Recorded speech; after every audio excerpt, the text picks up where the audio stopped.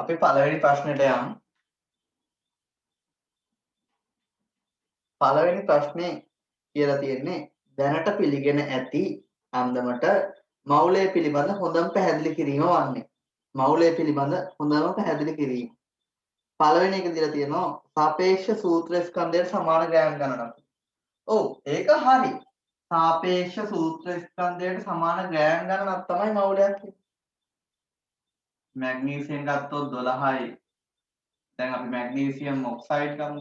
මේකේ මෞලික ස්කන්ධ වෙන්නේ මැග්නීසියම් 24යි ඔක්සිජන් 16යි 40යි ග්‍රෑම් මෞලය. ඒක හරි කියලා තියෙන කතාව හරි.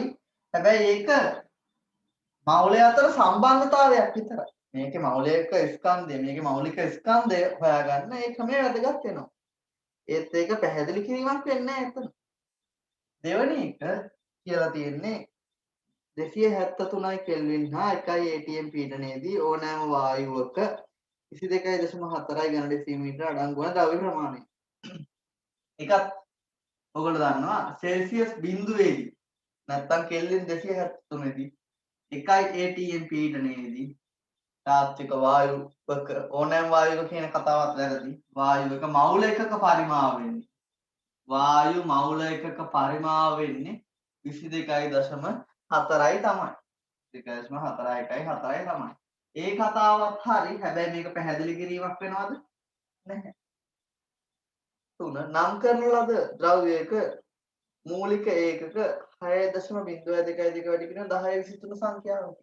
ඒකත් හරි. මවුලයක් කියන්නේ අවගාඩ්‍රෝ ප්‍රමාණයක්. මවුලය කියන්නේ අවගාඩ්‍රෝ ප්‍රමාණයක්.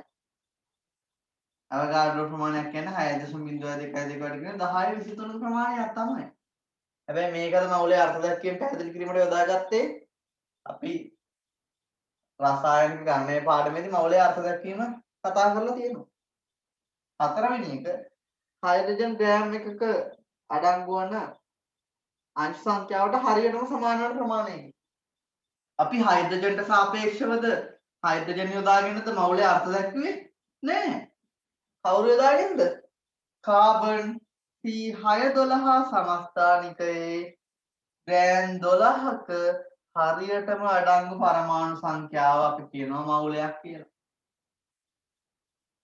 කාබන් C612 සමස්ථානිකය ගත්තොත් සාපේක්ෂ පරමාණු ස්කන්ධයට සමාන ග්‍රෑම් ගණනක් තුළ මවුලයක් ඉන්නවා. මවුලයක් කියන්නේ පරමාණු 6.0222 වැඩි කිරීම 1023 ප්‍රමාණයක්. මේක තමයි හරිම පැහැදිලි කිරීම. මොකද අපි අර්ථ දැක්වීමට කියන්නත් මේක තමයි මෞලික අර්ථ දැක්වීම. එහෙනම් පළවෙනි එකට උත්තරේ 5. දෙවෙනි ප්‍රශ්නෙට ගියහම දෙවෙනි ප්‍රශ්නේ JL කියලා මූල ද්‍රව්‍ය දෙකේ ඉලෙක්ට්‍රෝන වින්‍යාසය තියෙනවා. J ගේ අවසානයේ එන්නේ 3s2 3p4 L ගේ 3s2 3p2 J හා L අතර සෑදිය හැකි සංයෝගයේ සූත්‍රය තමයි අහන්නේ. මෙයා p ගොනුවේ අපි දන්නවා සංයෝගයක් ගත්තාම ධන කෙනෙකුත් ඉන්නවා ඍණ කෙනෙකුත් ඉන්නවා. ධන ඔක්සිකරණ අංගිකුත් ඉන්නවා ඍණ ඔක්සිකරණ අංගිකුත් ඉන්නවා. මෙයා හතරවෙනි කාණ්ඩයේ කෙනෙක්. නේද? එහෙනම් හතරෙන් හදන්නේ මොකද්ද? ධන හතර. එයා ධන නම් මෙයා ඍණ. මෙයා ඍණ වෙන්නේ කොහොමද? එයා අෂ්ටකය සම්පූර්ණ කරගන්න p උපමට්ටම සම්පූර්ණයෙන් පිරෙන ඉලෙක්ට්‍රෝන දෙකක් ලබාගෙන ඍණ දෙක වෙනවා. එහෙනම් එතකොට J ගේ ගත්තොත් ඍණ 2යි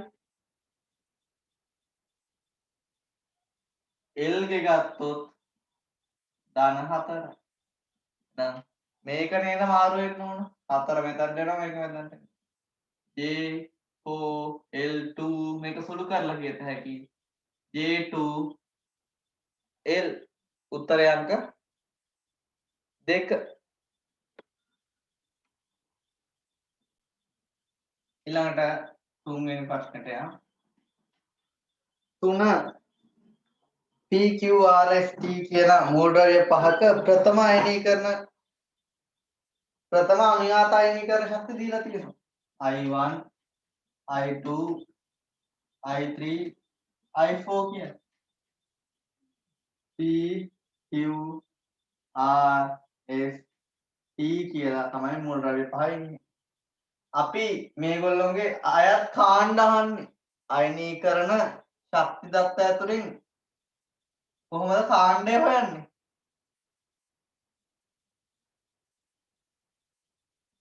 දීලා තියෙන අගයන්ගේ පරතර සැලකිල්ලට ගනිමින් තමයි අපි කාණ්ඩ හොයාගත්තේ. නේද? මේගොල්ලොන්ගේ පරතර කොහොමද? අපිට කියන්න බෑ නේද? ශීඝ්‍ර වැඩිවීමක් තියෙන අවස්ථාව හඳුනා ගන්න බෑ නේද? අපි කාණ්ඩය හොයාගන්නේ කොහොමද? යම්කිසි අයනීකරණයක ශීඝ්‍ර වැඩිවීමක් සිද්ධ වෙනවා නම් ඒ ශීඝ්‍ර වැඩිවීම වෙන්නේ n වෙනි වරට ඉවත් කරන ඉලෙක්ට්‍රෝනය නම් n වෙනි අයනීකරණය නම් අපි කියනවා නිෂ්ක්‍රීය වායු වින්‍යාසයට පස්සේ නිෂ්ක්‍රීය වායු වින්‍යාසයට පසුව ඉලෙක්ට්‍රෝන n ඍණ එක ප්‍රමාණයක් ඉන්නවා කියලා. නිෂ්ක්‍රීය වායු වින්‍යාසයට පස්සේ ඉන්න මේ n ඍණ එක ඉලෙක්ට්‍රෝන ගන්නට අපි කියන්නේ මොකද්ද? කාණ්ඩය නේද? නිෂ්ක්‍රීය වායු වින්‍යාසයට පස්සේ ඉන්න ඉලෙක්ට්‍රෝන ගාන කාණ්ඩාංකයට සමානයි. දැන් මේගොල්ලෝගේ වෙනසක් නැහැ. එහෙනම් අපිට මෙතනින් කියන්න බෑ මේගොල්ලෝ මොන කාණ්ඩද කියලා. මේගොල්ලෝ D ගුණ වෙන්න පුළුවන්. මොකද නැත්තම් මෙතනින් කාණ්ඩයක් අපිට තීරණය කරන්න බෑ මේගොල්ලෝ. ලොකු වැඩිවීමක් හොයාගන්න බෑනේ. දැන් මේගොල්ලෝ ST ගුණ වල නෙමෙයි. ඊළඟ 500 4600 4900 9500 මෙතන ශීඝ්‍ර වැඩිවීමක් වෙලා තියෙන්නේ කොතනද? අන 500 ඉඳන් 4600ට එකපාර වැඩි වෙලා. මෙතන ඉතා ශීඝ්‍ර වැඩිවීමක්. ශීඝ්‍ර වැඩිවීම උනේ කීවෙනි වරටද? දෙවනි ඉලෙක්ට්‍රෝනය පිට කරද්දී. දෙවනි ඉලෙක්ට්‍රෝනය පිට කරද්දී එහෙම වුණා නම් මෙයා මොන කාණ්ඩයේද? පළවෙනි කාණ්ඩය. ඊළඟ එක්කෙනාගේ 740 1500 7700 10000 මෙතන ගොඩාක් වැඩිලා තියෙන කොතනද?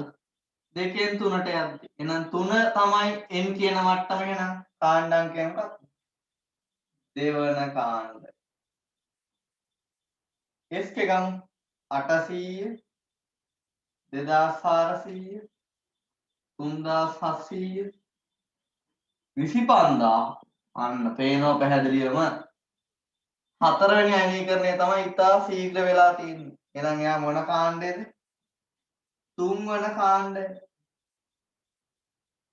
T ගත්තොත් 580 1800 2700 11600 එතනක් පේනවා හතර තමයි ඉතා ශීඝ්‍ර වැඩිවීමක් වෙලා තියෙන්නේ. එහෙනම් එයත් තුන්වෙනි කාණ්ඩය. එහෙනම් අපේ ප්‍රශ්නේ අහන්නේ මේ මූල ද්‍රව්‍ය වලින් ආවර්තාවුවේ එකම කාණ්ඩයට අයත් මූල ද්‍රව්‍ය මොකක්ද? S හා T. උත්තරය අංක 4.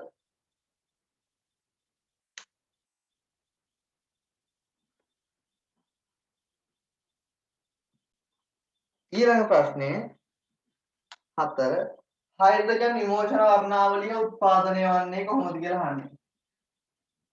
මේක වරද්දපු අයත් හිටියා. හයිඩ්‍රජන් විමෝචන වර්ණාවලිය ඇති වෙන්නේ කොහොමද?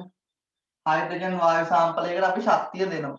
එතකොට මේ හයිඩ්‍රජන් වායුව බන්ධනය කැඩිලා හයිඩ්‍රජන් පරමාණුව බවට පත් වෙනවා. මේ හයිඩ්‍රජන් පරමාණුවේ පළවන ශක්ති මට්ටමේ ඉන්න ඉලෙක්ට්‍රෝනය ශක්තිය අවශෝෂණය කරගෙන ඉහළ මට්ටම් වලට ගමන් කරනවා. නේද? මේ ඉහළ මට්ටම් වලට ගමන් කරද්දී එයාට යන්න පහසු ළඟ මේ එයා අසලම තියෙන ඒවටද නැත්නම් ගොඩාක් ඈතින් තියෙන මට්ටම් වලටද? මේ හයිඩ්‍රජන් විමෝචන වර්ණාවලිය උත්පාදනය වෙන්නේ මේ ඉලෙක්ට්‍රෝන එයාගේ අසලම ඉන්න ශක්ති මට්ටම් වලට යන උපරිම මෙයාගේ ඉඳන් ඈතට 7-8 දක්වා තමයි යාම සිද්ධ වෙන්නේ. අනිත් මට්ටම් වලට යන සම්භාවිතාව ඉතාමත් අඩුයි. මෙතන ඒ වාක්‍ය පදනම් කරගෙන තමයි උත්තර ලියන්න තියෙන්නේ. එහෙනම් මෙතනදී හයිඩ්‍රජන් වල මේ ඉන්න ඉලෙක්ට්‍රෝනේ ශක්තිය අවශෝෂණය කරගන්නවා.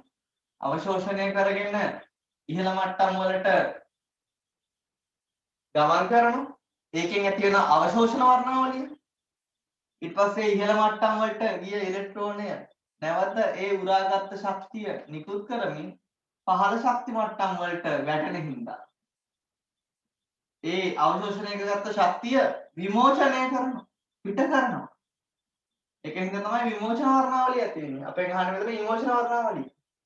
පළවෙනි වගන්තිය දීලා තියෙනවා හයිඩ්‍රජන් පරමාණු ඉලෙක්ට්‍රෝන ඉවත් කර ධන අයන බවට පත්වන නිසායි.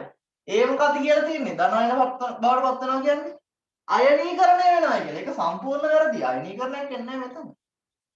දෙවෙනි වගන්තිය හයිඩ්‍රජන් පරමාණු එක්ක අණු බවට පත් වේ. වැරදි. මෙතන අණුව තමයි පරමාණු උනේ.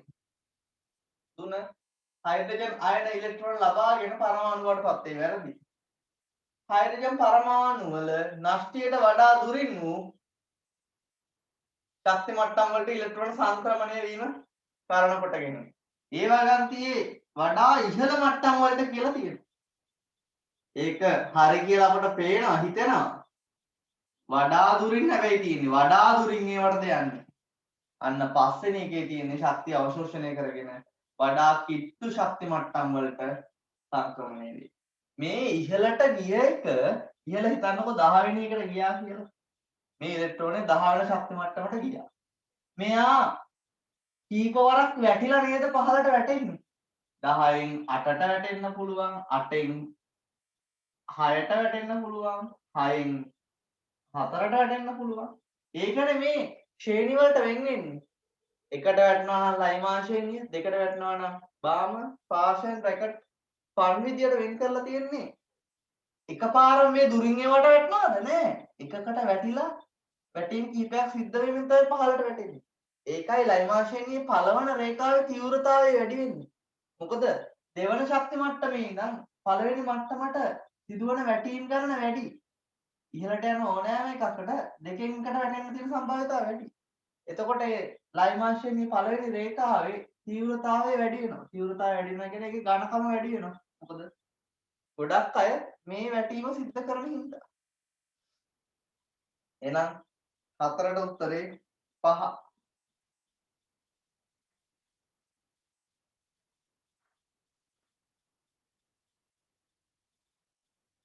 පස්වෙනි එක අරය වැඩි වෙන අනුපිළිවෙලට සකසන්න. මේ හැමෝම සම ඉලෙක්ට්‍රෝනික ප්‍රභේද නේද? මේ ඔක්කොම සම ඉලෙක්ට්‍රෝනික ප්‍රභේද. මේ සෝඩියම් ධන 1 බවට පත් වෙද්දි මැග්නීසියම් ධන 2කට වෙද්දි කාගේ ඉලෙක්ට්‍රෝන වින්‍යාසයද ගන්නෙ? හීලියම්ගේ නිෂ්ක්‍රීය වායු වින්‍යාසය.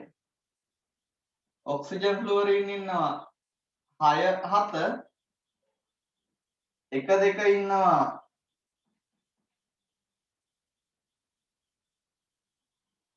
සෝඩියම් මැග්නීසියම් මෙයා ඉවත් කළා මෙතන ඉන්න නියෝන්ගේ නිෂ්ක්‍රීය වායු වින්‍යාසයට යන්නේ. මේ දෙන්න ඉලෙක්ට්‍රෝන ලබාගෙන ඍණ වෙලා නියෝන්ගේ නිෂ්ක්‍රීය වායු වින්‍යාසය නේද? එහෙනම් අපි දන්නවා අරය අඩුම වෙන්නේ කාගෙද? වැඩිම. මොකද මේගොල්ලෝගේ ඉලෙක්ට්‍රෝන වින්‍යාස සමාන වෙන්නේ. වැඩිම ධන ආරෝපණය තියෙද්දි තමයි ධන ආරෝපණය වැඩි කෙනාගේ ඉලෙක්ට්‍රෝන ආකර්ෂණය වැඩි හින්දා අරය අඩු වෙන්නේ. එහෙනම් අරය අඩුම වෙන්නේ කාගෙද? මැග්නීසියම් ධන 2. ඊට පස්සේ සෝඩියම්.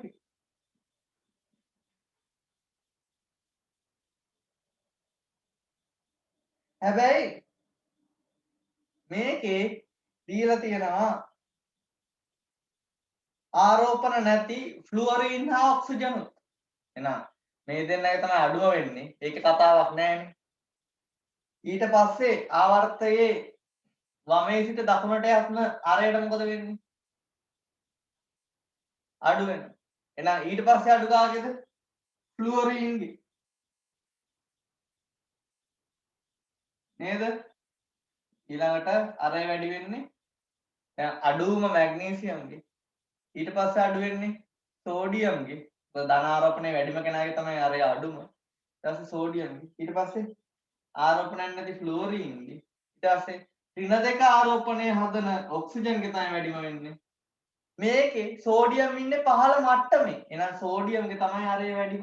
මොකද කාණ්ඩේ පහළට යනකොට ශක්ති මට්ටම් ගණන වැඩි වීම හින්දා අරය වැඩි වීම සිද්ධ වෙනවා. පහළට යද්දී අරය ගොඩක් වැඩි වෙනවා. ආවර්තයක් ඔස්සේ යද්දී අඩු වෙනවා. එහෙනම් ආරෝපණයක් නැති සෝඩියම්ගේ තමයි අරය වැඩිම වෙන්නේ. පැහැදිලිද? මෙතන ආරෝපණ වලින් විතරක් තිබ්බනම් වැඩිම ධන ආරෝපණය සිට ඍණ ආරෝපණය වැඩිම කෙනාට තමයි වැඩි වෙන්නේ. නමුත් මේ ප්‍රශ්නේ වෙනස් කරලා තියෙනවා ආරෝපණ නැති අයත් දාලා. එතකොට මේ ආරෝපණ ගැනත් හිතන්න ඕනේ. ආවර්තයක වමේ සිට දකුණට යද්දී අරය අඩු වෙන කතාව හිතන්නත් ඕනේ. එහෙනම් ෆ්ලෝරින්ගේ අඩු වෙනවා. කාණ්ඩේ පහළට යද්දී සෝඩියම්ගේ වැඩි වෙනවා. ඒ අනුව තමයි සෝඩියම්ගේ වැඩිම වුනේ. පැහැදිලි නේද? එහෙනම් පහට උත්තරය අංක 3.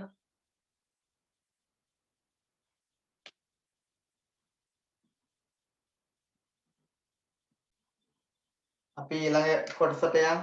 6 වෙනි ප්‍රශ්නේ. රදර්ෆර්ඩ්ගේ රන්පත් පරීක්ෂාව සම්බන්ධයෙන් සත්‍ය ප්‍රකාශය. 6 වෙනි පළවෙනි එකට කියනවා නෂ්ටය ලෙස හඳුන්වනු ලබන කුඩා ප්‍රදේශය තුල සියලුම ආරෝපණ තියනවා කියලා. සියලුම ආරෝපණ නැහැ. ධන ආරෝපණ විතරයි තියෙන්නේ. ආරෝපණ නැති නියුට්‍රෝනයි විතරයි. නෂ්ටය හැදලා තියෙන්නේ ප්‍රෝටෝන හා නියුට්‍රෝන එකතු වෙලා. ඍණ ආරෝපණ නැහැ නේ. ඍණ ඉන්නේ පිටින්. නම් ඒක වැරදි. පදාර්ථයේ අසන්තතික බව ප්‍රකාශ වේ. අසන්තතිකයි කියන්නේ මොකක්ද? අසන්තතික කියන්නේ බෙදා වෙන් කළ නොහැකි කියන එක. තවදුරටත් බෙදා වෙන් කළ නොහැකි කියන එකට තමයි අසන්තතිකයි කියලා කියන්නේ. මේ අසන්තතික බව කිව්වේ කවුද? ඩෝල්ටන්ලගේ පරමාණුවාදයේත් කිව්වේ. පරමාණුව තවදුරටත් බෙදා වෙන් කළ නොහැක. මේක බොරු වුණේ මේ පරීක්ෂණින්ද. එහෙනම් මේ කතාව වැරදි. පරමාණු බෙදුවා අපි ඉලෙක්ට්‍රෝන, ප්‍රෝටෝන, නියුට්‍රෝන බවට. එහෙනම් මේ කතාවක් වැරදි. 3. තොම්සන්ගේ පරමාණුක ආකෘතිය සත්‍ය බව මෙයින් පැහැදිලි කරනවා. තොම්සන් කිව්වේ මොකද්ද? ප්ලාම් පොඩිම ආකෘතිය. පරමාණුව නිකන් පොඩිමක් වගේ කිව්වා. මේ පොඩිමේ තියෙන මිදි නිකන් ඉලෙක්ට්‍රෝන වගේ කියලා කිව්වා. මෙතන තොම්සන්ගේ ආකෘතියේ නෂ්ටය ගැනවත් ප්‍රෝටෝන ගැනවත් නියුට්‍රෝන ගැනවත් කිසිම අදහසක් තිබෙන්නේ නැහැ. සම්පූර්ණ වැරදි එකක් එනවා. 4. පරමාණුක ඉලෙක්ට්‍රෝන නියමිත කාක්ෂිකවල පවතින බවට සාක්ෂි ලැබෙනවා. මෙයා කතා කරේ නෂ්ටය ගැන. එයා ශක්ති මට්ටම් වල ඉලෙක්ට්‍රෝන ගැන කිසිම දෙයක් මෙයා කතා කරේ නැහැ. ඒකත් වැරදි. එහෙනම් එයා මොකද්ද කිව්වේ? නෂ්ටය තුල ප්‍රෝටෝන හා නියුට්‍රෝන ඉන්නවයි කියලා හොයාගත්තේ මේ පරීක්ෂණය. මේ ප්‍රෝටෝන ධනාරෝපිතයි නියුට්‍රෝන උදාසීනයි ආරෝපණයක් නැහැ කියලාත් මේකෙන් හොයාගන්න උදව් වුණා. එහෙනම් 6ට උත්තරේ 5.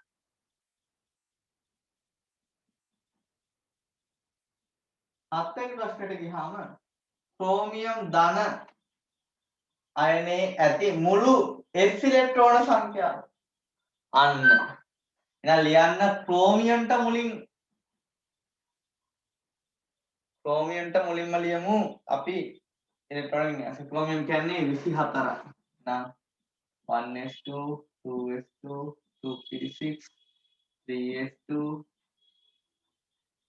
3p6 4s2 3d4 මේක වෙනස් වුණා නේද 4s1 3d5 කියලා. ක්‍රෝමියම් අයනය හදද්දී කොහෙන්ද ඉලෙක්ට්‍රෝන පිට වෙන්නේ? අයනය හදද්දී ඉලෙක්ට්‍රෝන පිට කරන්නේ පිටින්ම ඉන්න කෙනාගේ. මෙයා තමයි ඉවත් කරන්න ධන හදද්දී. නේද? එහෙනම් මෙයාගේ ඉන්න S ඉලෙක්ට්‍රෝන ගාන කීයද? 2යි 4යි 6යි. ඉලෙක්ට්‍රෝන 6යි ඉන්නේ. උත්තරය අංක 1. 8 වෙනි ප්‍රශ්නේ ඉලෙක්ට්‍රෝන දෙකක ක්වොන්ටම් අංක කුලක දීලා තියෙනවා 4.0 ධන භාගය කියලා එකක්. අනිත් එක 4.0 ඍණ භාගය. මේකේ බයෝ ළමයි සෙට් එකකගේ මම ප්‍රශ්නය අහලා තිබුණේ මේ සම්බන්ධයෙන් සත්‍ය වනුයේ. හරිද? ඇත්තටම මේකේ අහන්න තිබුණේ අසත්‍ය වනුයේ කියලා. සත්‍ය වනුයේ කියලා තමයි අහලා තියෙන්නේ. එතකොට මේක කාගේ වෙන්න පුළුවන්ද? 4s වල ඉලෙක්ට්‍රෝන නේද මේ? 4s1 4s2. පළවෙනි එකෙන් කියවෙන්නේ ප්‍රධාන ශක්ති මට්ටම n. දෙවෙනි එකෙන් L කියන්නේ බිඳුවයි කියන්නේ S උපමට්ටම. බිඳුව කියන්නේ උඩට පිරලා මේක ධන භාගය කියන්නේ. යටට පිරලා ඍණ භාගය කියන්නේ. එහෙනම් මේ 4s2 ඉලෙක්ට්‍රෝන දෙක ගැන තමයි කියලා තියෙන්නේ. පළවෙනි එක කියනවා මේ කැල්සියම් විය හැකියි. ඔව් කැල්සියම් වෙන්න පුළුවන්. S ඉලෙක්ට්‍රෝන 8ක් පවතී. බලමු 4s2 වෙනකන් S ඉලෙක්ට්‍රෝන 8ද කියලා. 1s2 2s2 3s2 4s2 ඔව් 8ක්. එහෙනම් S ඉලෙක්ට්‍රෝන 8ක් තිබිය යුතුයි කියන එකත් හරි.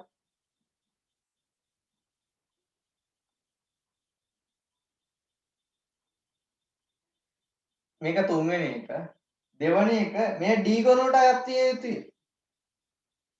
මේ D ගොනුවට අයත් විය යුතුය. මේක D ගොනුවටම අයත් වෙන්න ඕනද? Calcium D ගොනුවේද? වැරදි ඒක.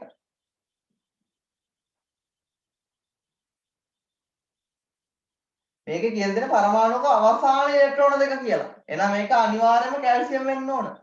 මෙතනින් එහාට ඉලෙක්ට්‍රෝන නැහැ. අවසානයේට 4s2 වලට පිරෙන්නේ කැල්සියම් ගිය. පැහැදිලි නේද? ඊළඟ එක මෙයා සෙලීනියම් වෙන්නත් බෑ. සෙලීනියම් කියන්නේ P ගොනුවේ ඔක්සිජන් සල්ෆර් සෙලියුනියම්. එයාගේ තියෙන්නේ NP4 වින්‍යාසය. මේ S ගොනුවට අයත් විය යුතුය. S ගොනුවට අයත් විය යුතුය කියන එකත් අපට ගන්න පුළුවන්. එතකොට ඔය ප්‍රශ්නේ මම වෙනස් කරා ප්‍රශ්නෙට අනුව ගන්න.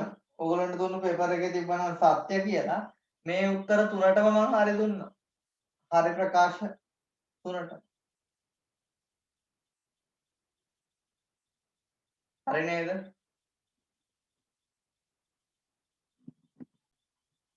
එහෙනම් අපි ඊළඟ ප්‍රශ්නෙට යමු. 9 ඉලෙක්ට්‍රෝනයක ආරෝපණය හා ස්කන්ධය අතර අනුපාතය නිර්ණය කරේ කවුද? J Thomson. දැන් හරි නේද? මම පොඩ්ඩක් ඉලෙක්ට්‍රෝනයේ තව සොයාගැනීම් ටික මතක් කරන්න.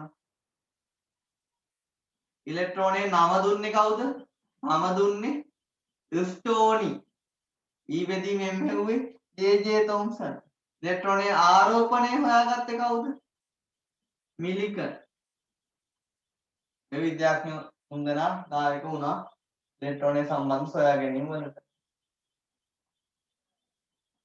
10 වෙනි ප්‍රශ්නය ආවර්තා වගුවේ තුන්වන ආවර්තයට අයත් මූල ද්‍රව්‍ය පරමාණුවක අඩංගු ඉලෙක්ට්‍රෝනයක ක්වොන්ටම් අංක කුලකය ලෙස පිළිගත නොහැකි එක. මේකෙත් පේපර් සෙට් දෙකක් ඇත්තේ. මොකද මුලින්ම පේපර් එක දුන්න අයට printing mistake එකක් තිබ්බා. මෙතන පිළිගත නොහැකි එක කිව්වොත් උත්තර තුනක් තියෙනවා. තුන්වන ආවර්තය නම් n සමානයි 3 වෙන්න ඕන. n සමානයි 3 නම් L බිඳුව වෙන්න පුළුවන්, L 1 වෙන්න පුළුවන්, L 2 වෙන්න පුළුවන්. ml කොහොමද ගන්නෙ? ml ගන්නෙ ඍණ L සිට ධන L දක්වා. එහෙනම් මෙයාගේ ml කීයද තියෙන්න පුළුවන්? බිඳුව. මෙයාගේ ඍණ 1 බිඳුව ධන 1. මෙයාගේ ඍණ 2 ඍණ 1 බිඳුව ධන 1 ධන 2. මේ ඕනම එකක් තියෙන්න පුළුවන්. ධන භාගය වෙන්නත් පුළුවන් උඩු අතර පිරලා නම්, යටට පිරලා නම් ඍණ භාගය වෙන්නත් පුළුවන්. එහෙනම් බලන්න. පළවෙනි උත්තරේ n බිඳුව n3යි l බිඳුවයි ml බිඳුවයි ඒක වෙන්න පුළුවන්. දෙවෙනි එක 1 වෙන්න පුළුවන් ධන එක වෙන්න පුළුවන්. ඍණ භාගය වෙන්න පුළුවන්. මේක වෙනස් කරලා ඇති මං පස්සේ පේපර් එක දුන්නා ඒකේ. මොකද මේකේ ඊළඟ එක n3 වෙන්න පුළුවන්. l2 වෙන්න පුළුවන්. 3 වුණොත් 2 වුණොත් ඍණ 2 වෙන්න පුළුවන්.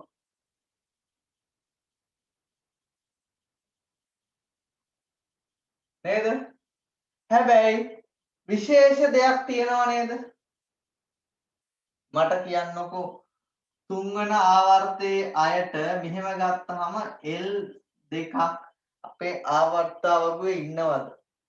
3D අපේ ඉන්නේ තුන්වන ආවර්තයේද? ඔය ප්‍රශ්නේ ඉතා වැදගත් ප්‍රශ්නයක්. පළවෙනි ආවර්තයේ ඉන්නේ කවුද? හයිඩ්‍රජන්. දෙවෙනි ආවර්තයේ ඉන්නේ කවුද? ලිතියම්. තුන්වෙනි ආවර්තයේ සෝඩියම්, පොටෑසියම්, කැල්සියම්, ස්කැන්ඩියම්, ටයිටේනියම්. කොහොම නේද යන්නේ? එහෙනම් මේ D ගොනුවට අයත් D වලට පිරෙන්නේ කාගේද? හතරවන ආවර්තයේ අයගේ. තුන්වන ආවර්තයේ අයට ඉන්නේ 3s2 3p6 විතරයි. නේද? හොඳ ප්‍රශ්නයක් මේක. එහෙනම් මේකේ 3 වෙලා L2 වෙන්න පුළුවන්ද? D වෙන්න බෑ තුන්වන ආවර්තයට. පැහැදිලිද? එහෙනම් ඒ සමානයි 2 කියන ඔක්කොම උත්තර වැරදි. ඒ උත්තර වැරදි එක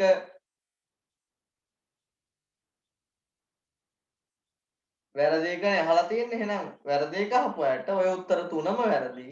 ඒතකොට ඔය උත්තර වැරදි තුනටම ගත හැකියි. නිවැරදි පිළිතුර ගත්තා නම් පළවෙනි එක තමයි මම අරන් ගත්තේ. පැහැදිලි නේද?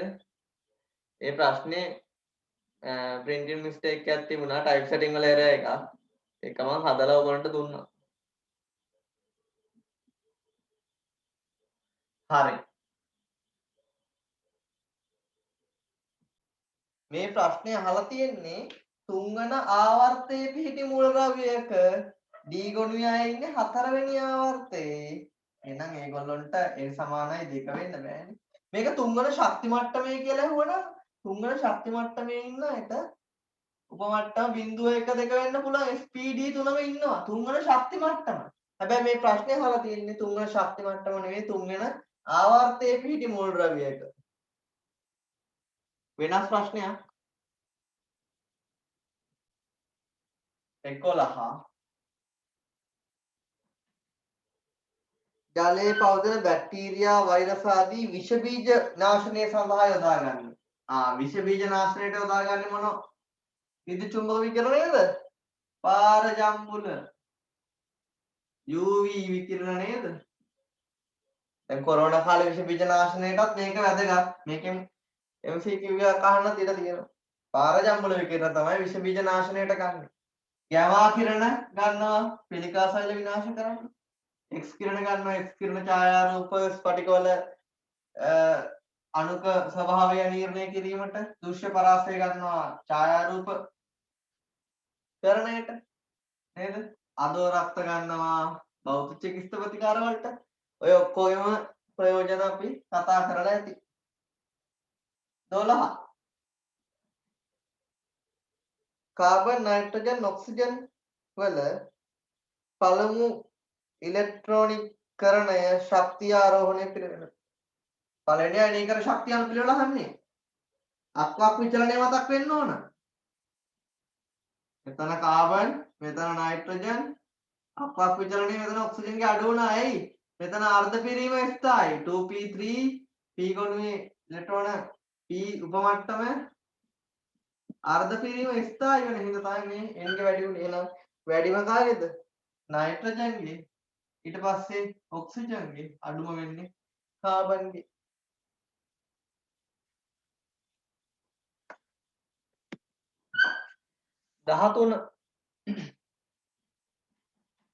දහතුන් වෙනි ප්‍රශ්නේ අයඩීන් මොනොක්ලෝරයිඩ් ICL හා බ්‍රෝමීන් වල සාපේක්ෂ අණුක ස්කන්ධය එකිනෙකට ආසන්නව සමානයිලු. අපෙන් අහන්නේ ICL වල තාපාංකය බ්‍රෝමින් වල තාපාංකයට වඩා වැඩි වෙන්නේ ඇයි? මෙයාගේ තාපාංකය වැඩිලු. එහෙනම් මට කියන්නකෝ තාපාංකයට බලපාන සාධක මොනවද? තාපාංකය කියන්නේ මොකද්ද? ද්‍රවයක් වාෂ්ප බවට පත්වන උෂ්ණත්වය තමයි තාපාංකය කියන්නේ. එයා වාෂ්ප කරන්න අමාරුයි බර වැඩි වෙන්න. බර වැඩි නම් වාෂ්ප කරන්න අමාරුනේ. එහෙනම් මෞලික ස්කන්ධය වැඩි නම් තාපාංකය වැඩි වෙනවා. හැබැයි මෙතන මෞලික ස්කන්ධය බලපාන්නේ නැහැ. මොකද දෙන්නගේ මෞලික ස්කන්ධ ආසන්නව සමානයි. ආය මොනවද තාපාංකයට බලපාන්නේ? අණු හොඳට බැඳිලා ඉන්නවනම් ද්විතීයික අන්තර්ක්‍රියා ප්‍රබල නම් අණු හොඳට බැඳිලා ඉන්නවනම් ඒත් වාෂ්ප කරන්න අමාරු නේද?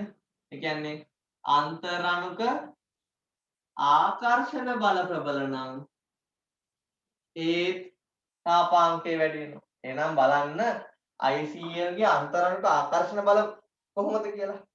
ICL කියන්නේ ද්‍රවීය අණුව. එහෙනම් ඇති වෙන්නේ මොනවද ද්‍රවීය අණුවක් නම්? ද්විද්‍රව නේද? Chlorine, bromine, අයඩීන්. කාණ්ඩය පහළට යනකොට විද්‍යුත් ඍණතාවය අඩු වෙනවා. එහෙනම් අයඩීන් ඩෙල්ටා ධන වෙනවා, Cl ඩෙල්ටා ඍණ වෙනවා. මේ විදිහට තව අයඩීන් ක්ලෝරයිඩ් එක්ක ධන ඩෙල්ටා ද්‍රවයට Cl ඩෙල්ටා ඍණ බැඳෙනවා. මේක මොකද්ද ද්විතීයික අන්තර්ක්‍රියාව? ද්විද්‍රව ආකර්ෂණ බල මගින් ICL අණු එකිනෙක හොඳට බැඳිලා ඉන්නේ. එහෙම බැඳෙන්න පුළුවන් උනේ මේ ICL ද්‍රවීය අණුවක් හින්දා. නිර්ද්‍රවීය වුණා නම් ඇති වෙන්නේ මොකද්ද? ප්‍රේරිත දීර්ඝය. Br2 ගත්තොත් Br නිර්ද්‍රවීයයි. එහෙනම් මේගොල්ලෝ ප්‍රේරණයෙන් තමයි ඩෙල්ටා ධන ඍණ විදියට ආරෝපණය වෙන්නේ. ද්‍රවීකරණ ඇති කරගන්න. මේක ඉතාමත් දුර්වලයි. මේකේ ස්ථායීව තියෙන එකක් මේගොල්ලෝ ප්‍රේරණයෙන් ඇති කරගන්න. ඒ විදිහට ප්‍රේරණයෙන් ද්‍රවීකරණ ඇති කරගත්ත ඩෙල්ටා ඍණ කෙනෙක් තව ධන කෙනෙක් එක්ක බැඳෙනවා. මෙතන මොකද්ද ද්විතීයික අන්තර්ක්‍රියාව? ප්‍රේරිත දීර්ඝව ප්‍රේරණයෙන් තමයි දෙන්නම ද්‍රවණ ඇති කරගන්නේ. එහෙනම් අපි දන්නවා දීර්ඝව අන්තරණුක ආකර්ෂණ බල ප්‍රබලයි ප්‍රේරිත දීර්ඝ වලට වඩා. අන ඒ හින්දා තමයි ICL වල තාපාංකය වැඩි වුනේ. නේද? එහෙනම් අපි යම් පැහැදිලි කිරීම අහන්න පළවෙනි එක ICL අසමමිතික අණුවකි. අසමමිතික අණුවක් කියන කතාව මෙතනට අදාළ නැහැ. ICL වල යෝජ්‍ය සහසංජ ව්‍යුහයක් ඇත. වැරදි. ICL අණු ද්‍රවීය අණුවක යෝ මේ විදිහට ද්‍රවණ ඇති කරගත්ත හින්දා තමයි දීර්ඝව විදිහට බැඳුනේ. ඒ හින්දා තමයි මෙයාට වඩා එයා ප්‍රබල වුනේ. අන්තරණුක ආකර්ෂණ බලය. ඒ එක්කම තමයි තාපාංකය වැඩි වුනේ. අන්න පැහැදිලි කිරීම ආවා. ICL බන්ධන ප්‍රබලතාවය බලපාන්නේ නැහැ මේකට. මෙතන අණු බැඳීම තමයි බලපාන්නේ. අන්තරණුක ආකර්ෂණ බල. පස්වෙනි එක අයඩින් වල ප්‍රථම අයනීකරණ ශක්තිය. මෙතන අයනීකරණයක් වෙනවද? මෙතන අණු බැඳලා තියෙන ඉඳලා තමයි තාපාංකය වැඩි වෙන්නේ. දැන් තාපාංකයට බලපාන සාධක දෙකත් එක්ක හිතන්න. මෞලික ස්කන්ධයේ ආසන්න සමානයි කියනවා. එහෙනම් අන්තරණුක ආකර්ෂණ බල ගැන තමයි අපිට හිතන්න වෙන්නේ. එහෙනම් 13ට උත්තරේ 3. ඊළඟට 14 වෙනි ප්‍රශ්න. ෆොස්ෆරස් ඍණ 3 සල්ෆර් ඍණ 2 ෆොස්ෆරස්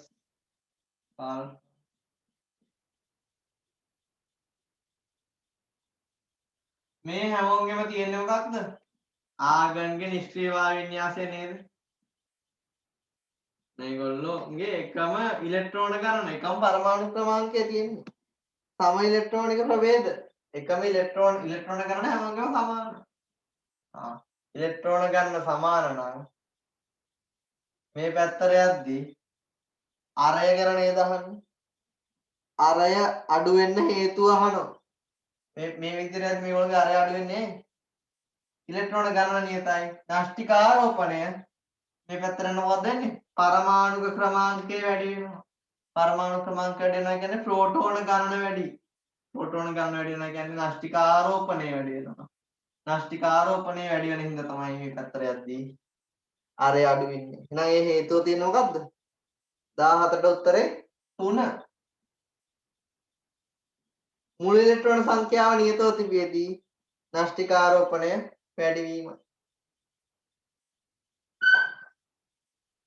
15 වහන්නේ බයිසල්ෆේට් අයනයට අඳිය හැකි සම්ප්‍රයුක්ත ව්‍යුහ ගණන.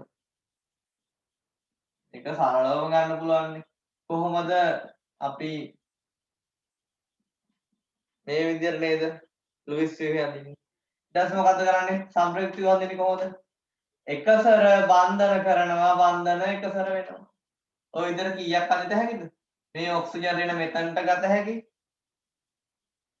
ඒ වගේම 15ට ගත හැකි. ඒ වගේම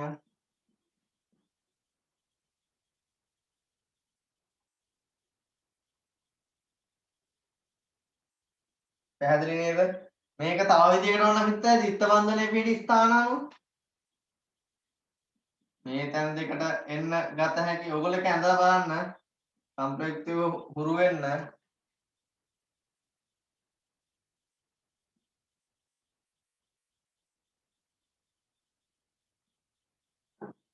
මේ අය එකිනෙකට වෙනස්නේ. එතකොට කීයක් අන්තයයිද?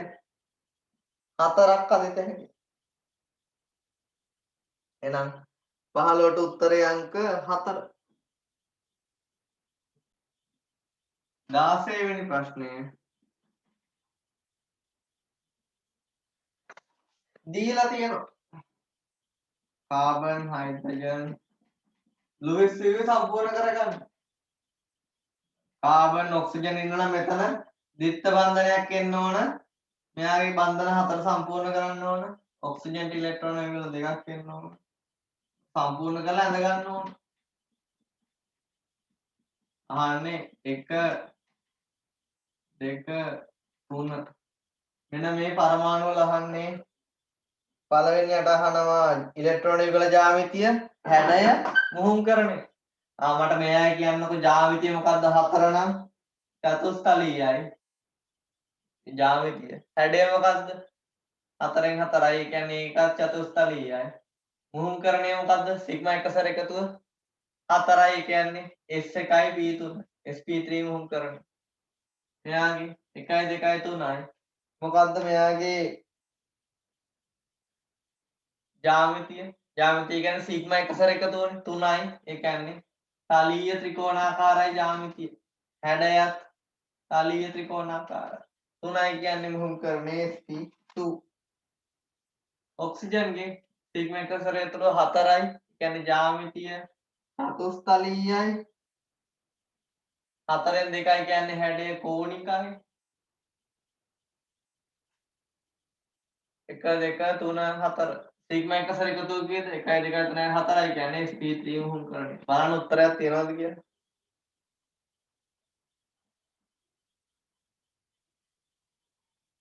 උත්තරය අංක 3 නේද? 16ට 3.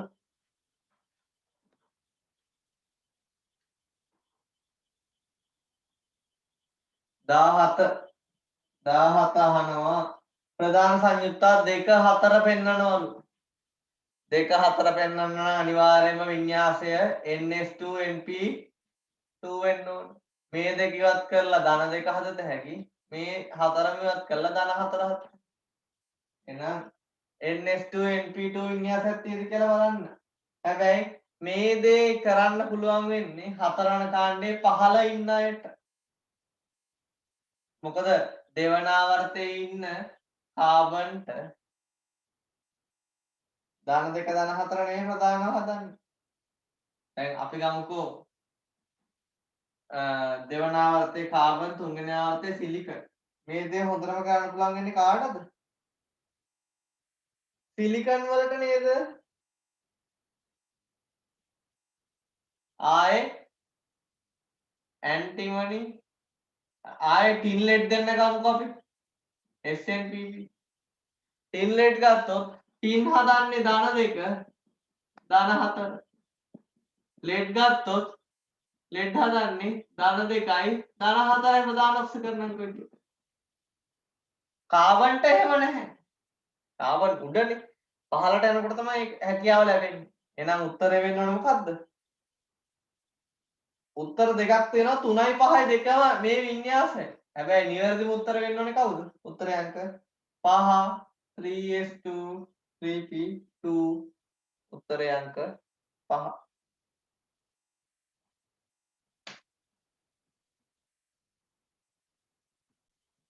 ඊළඟට 18 ඇස්ටැල්ඩිහයිඩ් වල කාබොනයිල් කාබන් වල ඔක්සිකරණ අංකය මේක වරද්දපු අයත් හිටියා. CH3 COOH මේ දෙන්න අතර විද්‍යුත් ඍණතාවය වෙනසක් නැහැ. එහෙනම් මෙතන බන්ධන දෙකකින් ඔක්සිජන් අදින ඔක්සිජන් විද්‍යුත් ඍණතාවය වැඩි. එහෙනම් මෙතනට එන්නේ කීයද? ධන 2. කාබන්ගේ වැඩි හයිඩ්‍රජන් වලට. කාබන්ගේ 2.5 හයිඩ්‍රජන් වල 2.1. එහෙනම් කාබන් අදිද්දී ඍණ 1. එහෙනම් කාබන් වල ඔක්සිජන් අවස්ථාව කීයද? ධන 1.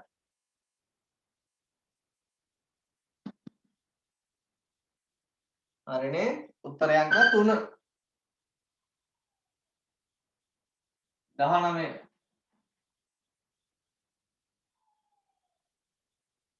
SEN ඍණ තයෝසල්ෆේට් අයනය සඳහා තයෝස් අයනයට SEN ඍණ සඳහා ඇඳිය හැකි සාධාරණම ලුයිස් ව්‍යුහය. සාධාරණම ලුයිස් ව්‍යුහය අඳින්නේ කොහොමද?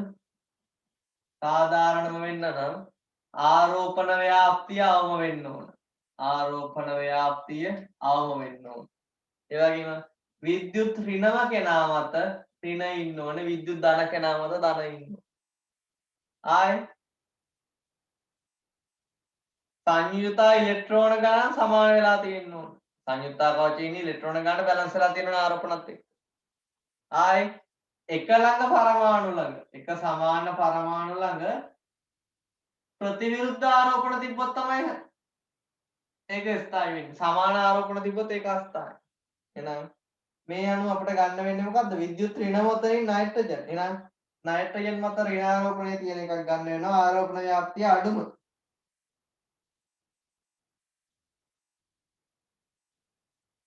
පළවෙනි එකෙත් නයිට්‍රජන් මත ඍණ.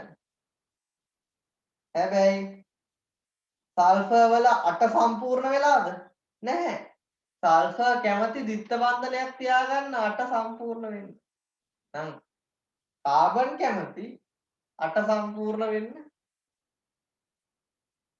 බන්ධන 4ක් තියාගන්න. නම් නයිට්‍රජන්ගේ 8 සම්පූර්ණ වෙන්න හැමෝගෙම ඔන 8 සම්පූර්ණ වුණා. විද්‍යුත් ඍණම නයිට්‍රජන් මත ඍණත් ආවා. බන්ධනත් හොඳට ආවා. එහෙනම් මේක තමයි සාධාරණව ස්ථායීව ලුයිස් ව්‍යුහය. 19ට උත්තරය අංක 4. පළවෙනි එක ඇවුල තියෙන සල්ෆර්ගේ 8 සම්පූර්ණ කරලා නැහැ.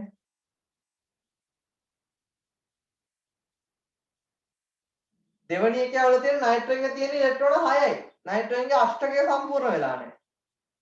3 ගත්තොත් එහෙම 3 සල්ෆර් වලයි කාබන් වලයි දෙකේම 8 සම්පූර්ණ වෙලා නැහැ.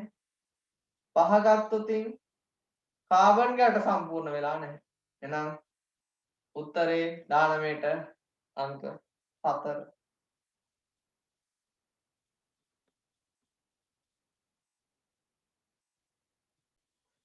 ඔක්සිජන් H3O+ ගැන තමයි 20 වෙනි ප්‍රශ්නේ අහලා තියෙන්නේ.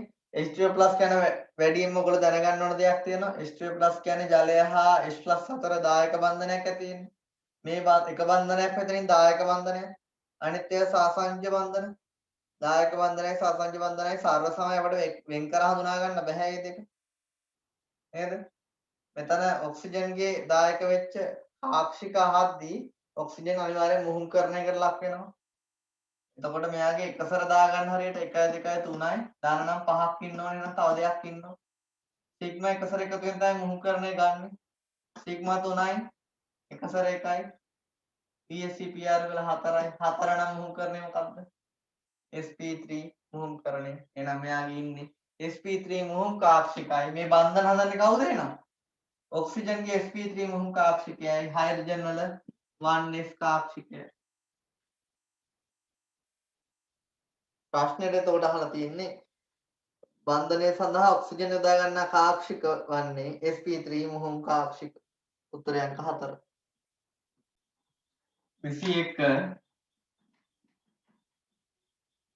පරමාණු ක්‍රමාංකයේ 29 වන X නැමැති මූලද්‍රව්‍ය සාධන ධන 1 කැටායනයේ වියුක්ම ඉලෙක්ට්‍රෝන සංඛ්‍යාව හොයන්න. 29 ඉලෙක්ට්‍රෝන වින්‍යාසය ලියන්න. 1s2 2s2 2p6 3s2 3p6 4s2 3d9 ඒත් අප මේක වෙනස් කරන්න වෙනව නේද?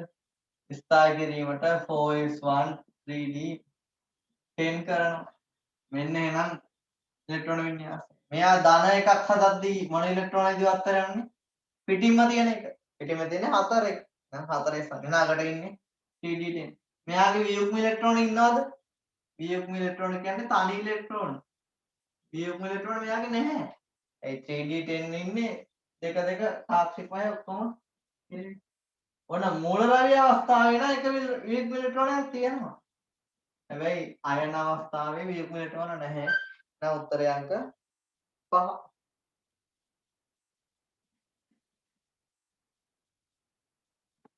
22 පරමාණුක හයිඩ්‍රජන් හි විමෝචන වර්ණාවලිය පිළිබඳ පහත වගන්ති වලින් අසත්‍ය වන්නේ. කොහොමද විමෝචන වර්ණාවලිය ඇති වෙන්නේ? ඉහළ ශක්ති මට්ටමක සිට පහළ මට්ටමකට වැටීම හින්දා තමයි ඇති වෙන්නේ. නේද? එතකොට මේකෙදි වෙන්නේ මොකක්ද? හයිඩ්‍රජන් වායු සරාවක අපි මම කලින් කතා කරා ශක්තිය දෙද්දී හයිඩ්‍රජන් පරමාණු වෙනවා. ඒ හයිඩ්‍රජන් පරමාණුවේ පළවෙනි ශක්ති මට්ටමේ ඉන්න ඉලෙක්ට්‍රෝනේ. ඔන්න පළවෙනි මට්ටම අපි ගමු. පළවෙනි මට්ටම අපි ගමු. මෙන්න පළවෙනි මට්ටම. මේ ඉලෙක්ට්‍රෝනේ යන්නේ කොහෙටද? ඉහළට ගමන් ගන්න. මෙන්න ඉහළ මට්ටම් ටික.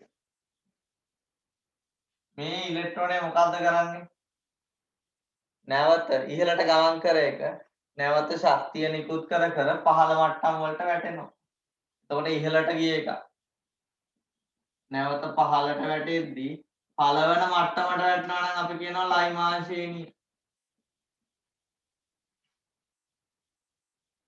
දෙකට වැටෙනවා නම් හිතනවා කියනවා බාමා ශ්‍රේණිය, තුනට වැටෙනවා පාෂම්. එහෙනම් දෙකෙන් එකට වැටෙන්න පුළුවන් ශක්තිය මෙච්චරක ශක්තියක් නිදහස් කරනවා. ඒකට අදාළව විකිරණයක් ඇති වෙනවා. තුනෙන් එකට වැටෙන්නත් පුළුවන්. එතකොට මෙතන ශක්තියට වඩා මෙතන ශක්තිය වැඩි. මෙතන ශක්තිය වැඩිනේ පරතරය වැඩිනේ. 4න් 3ට වැටෙද්දී ඊට වඩා ශක්තිය වැඩි. 5න් එකට වැටෙද්දී ඊට වඩා වැඩි. 6න් වැටෙද්දී ඊටත් වඩා වැඩි. එහෙනම් මේ පැත්තට මොකද්ද වෙන්නේ? ශක්තිය වැඩි වෙනවා. E සමානයි h mu අණුව සංඛ්‍යාතයක් වැඩි වෙනවා. C සමානයි f lambda අණුව c හැම විද්‍යුත් චුම්බක තරංගයක්ම ආලෝකයේ ප්‍රවේගයෙන් ගමන් කරනවා. එහෙනම් සංඛ්‍යාතය වැඩි වෙද්දී තරංග ආයාම මේ පැත්තට අඩු වෙනවා. මේ පැත්තට ශක්තිය වැඩි වුණා. හැබැයි ශක්ති පරතරයට මොකද උනේ? ශක්ති පරතර එන්න අඩු වුණා. මොකද ඈතට යත්න අනුයාත ශක්ති මට්ටම් දෙකක් අතර එක ළඟ පිහිටි ශක්ති මට්ටම් දෙකක් අතර ශක්ති පරතරය එන්න අඩු වෙනවා. ඒතර පිට කර ශක්තිය අතර තියෙන ශක්ති වෙනස එන්න අඩු වුණා මේ විදියට. ඒකයි රේඛා එකිනෙකට ආසන්න උනේ. ඔය විදිහටම දෙකට වැටීම පදනම් කරගෙන බාම ශ්‍රේණිය ඇති වෙනවා. එතකොට 3න් 2කට තමයි පළවෙනි රේඛාව. එයාගේ ශක්තිය ලයිමානයකට වඩා අඩුයි. එහෙනම් මෙහෙන් එන්නේ. 2කින් 2කට වැටෙද්දී 3න් 2ට 4න් 2ට වැටෙන්න පුළුවන්. ඒ වගේම 5න් 2ට වැටෙන්න පුළුවන්. 6න් 2ට වැටෙන්න පුළුවන්. නේද? මේකේ විශේෂත්වයක් තියෙනවා. මේ රේඛා අතර පරතරය ලයිමාන් ශ්‍රේණියේ පළවන රේඛා දෙක අතර පරතරයට අඩුයි නේද? බාම ශ්‍රේණියේ පළවන රේඛා දෙක අතර පරතරය ලයිමාන් ශ්‍රේණියේ පළවන රේඛා දෙක අතර පරතරයට වඩා අඩුයි. හේතුව ඒ පරතරය මේකේ පරමාණු මට්ටම් දෙක අතර පරතරයට වඩා අඩු වෙනවනේ මේ පරතරය. ඒ ඈතරයත්ම නෂ්ටිය නම් ඈතරයත්ම ශක්ති මට්ටම් අතර දුර අඩු වෙන හින්දා. එතකොට මේ පැත්තට ශක්තිය වැඩි වෙනවනේ. එහෙනම් මේගොල්ලෝ හැමෝම ඉන්නේ මොන කලාපයේද? පාරජම්බුල තමයි ඉන්නේ. ලයිමාංශේනිය පාරජම්බුල. මෙයා පාරජම්බුල. දෘශ්‍ය එකේ දැන් මේක ලයිමා බාම එකේ ශක්තිය අඩු ටික. ශක්තිය අඩු මුල් රේඛා 4 වැටෙන්නේ දෘශ්‍ය පරාසයට. දෘශ්‍ය පරාසය හැදලා තියෙන සුදු ආලෝකයෙන් රතු කොළ නිල් දම් විදියට වර්ණවත් වෙනවා දෘශ්‍ය පරාසය. අනිත් ටික අදෝරක්ත පරාසයට තමයි අයිති වෙන්නේ. ශක්තිය වැඩිම පාරජම්බුල ඊට පස්සේ දෘශ්‍ය ඊට පස්සේ තමයි අඩු වෙන්නේ අදෝරක්ත වල. බාම ශ්‍රේණියේ ශක්තිය වැඩි රේඛා ටික මේ ඉස්සරහට ඇතිවෙච්ච රේඛා ටික අයිති වෙන්නේ පාරජම්බුල ප්‍රදේශයට තමයි. අපේ පළවෙනි එක කියනවා බාම ශ්‍රේණියේ අඩු සංඛ්‍යාත සහිත රේඛා අතර පරතරය ලයිමා ශ්‍රේණියේ 2 3 අතර පරතරයට සමානයි. මේ දෙක අතර පරතරය මේ රේඛා දෙක අතර පරතරය සමානයිලු ලයිමා ශ්‍රේණියේ 2 3 රේඛා අතර පරතරයට. මේකට ඕව ඉතින් සමානයි තමයි. ඒවා ගන්තිය. හරි. ඊට ලබාගත හැකි ඉහළම සංඛ්‍යාතයට අදාළ රේඛාව පාරජම්බුලට. ඔව්. ශක්තිය වැඩිමක පාරජම්බුල තමයි. ඒකත් හරි. බාම ශ්‍රේණියේ රේඛා අතර පරතරය විකිරණ වල තරංග ආයාමයේ වැඩි වෙන දිශාවට වැඩි වෙනවා.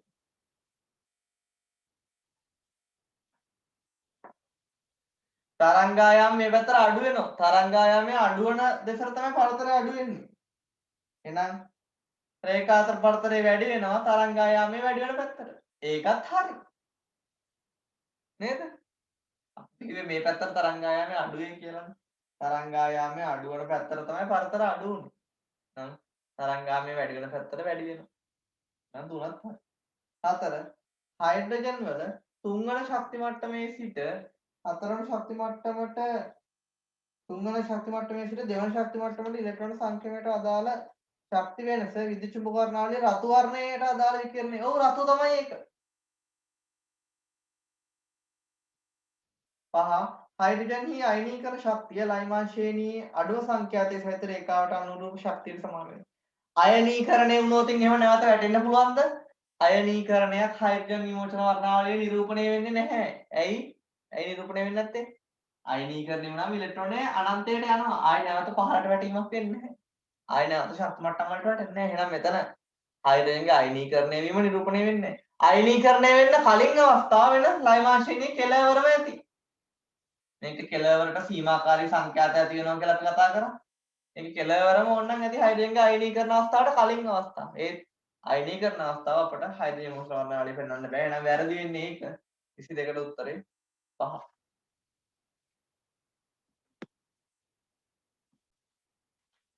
23 කෙටි ආවර්තයක මූල ද්‍රව්‍ය සඳහා ගුණ. ඒ කියන්නේ SP ගුණ වල තමයි අහලා තියෙන්නේ. 23 උච්ච වායු හැර අනිකුත් මූල ද්‍රව්‍ය වල විද්‍යුත් ඍණතාවය පරමාණු ක්‍රමාංකය සමග ක්‍රමයෙන් වැඩි වේ. ඔව් හරිනේ. ආවර්තයක මේ පැත්තට යනකොට විද්‍යුත් ඍණතාවය මොකද උනේ? වැඩි වුණා. ඇයි විද්‍යුත් ඍණතාවය වැඩි උනේ? විද්‍යුත් ඍණතාවය කියන්නේ මොකක්ද? බන්ධනයක ඇති පරමාණුවක් මගින් බන්ධන ඉලෙක්ට්‍රෝන තමා දෙසට ඇද ගැනීමේ හැකියාව. බන්ධනයක තියෙන ඉලෙක්ට්‍රෝන ඇද ගැනීමේ හැකියාවට කියනවා විද්‍යුත් ඍණතාවය. එහෙනම් මේ පැත්තට යනකොට පරමාණු ක්‍රමාංකය වැඩි වෙද්දී මොකද්ද වෙන්නේ? ප්‍රෝටෝන ගන්න වැඩි. ඒ කියන්නේ ආරෝපණය වැඩි. ආරෝපණය වැඩි කියන්නේ නෂ්ටීය ධන ආරෝපණය වැඩි වෙන. ඉලෙක්ට්‍රෝන ආකර්ෂණය කර ගැනීමේ හැකියාව වැඩි වෙනවා. ඉලෙක්ට්‍රෝන ඇද ගැනීමේ හැකියාව වැඩි වෙනකොට පරමාණු ක්‍රමාංක වැඩි වෙනවා කියන්නේ. නෂ්ටික ආරෝපණය වැඩි වෙනවනේ. කියන්නේ විද්‍යුත් ඍණතාවය වැඩි වෙනවා. ඒවා ගන්න. එහෙනම් හරි. අයනිකාරය පරමාණු ක්‍රමාංකය සමග ක්‍රමවත්ව වැඩි නොවේ. අයනිකාරය කිව්වොත් එහෙම අයන වල ආරය එතකොට අයනිකාරය කිව්වහම අයන වර්ග දෙකයි කැටායන ඇනායන නේද? එතකොට පළවන කාණ්ඩය අපි තුන්වෙනි ආවර්තය ගමුකෝ.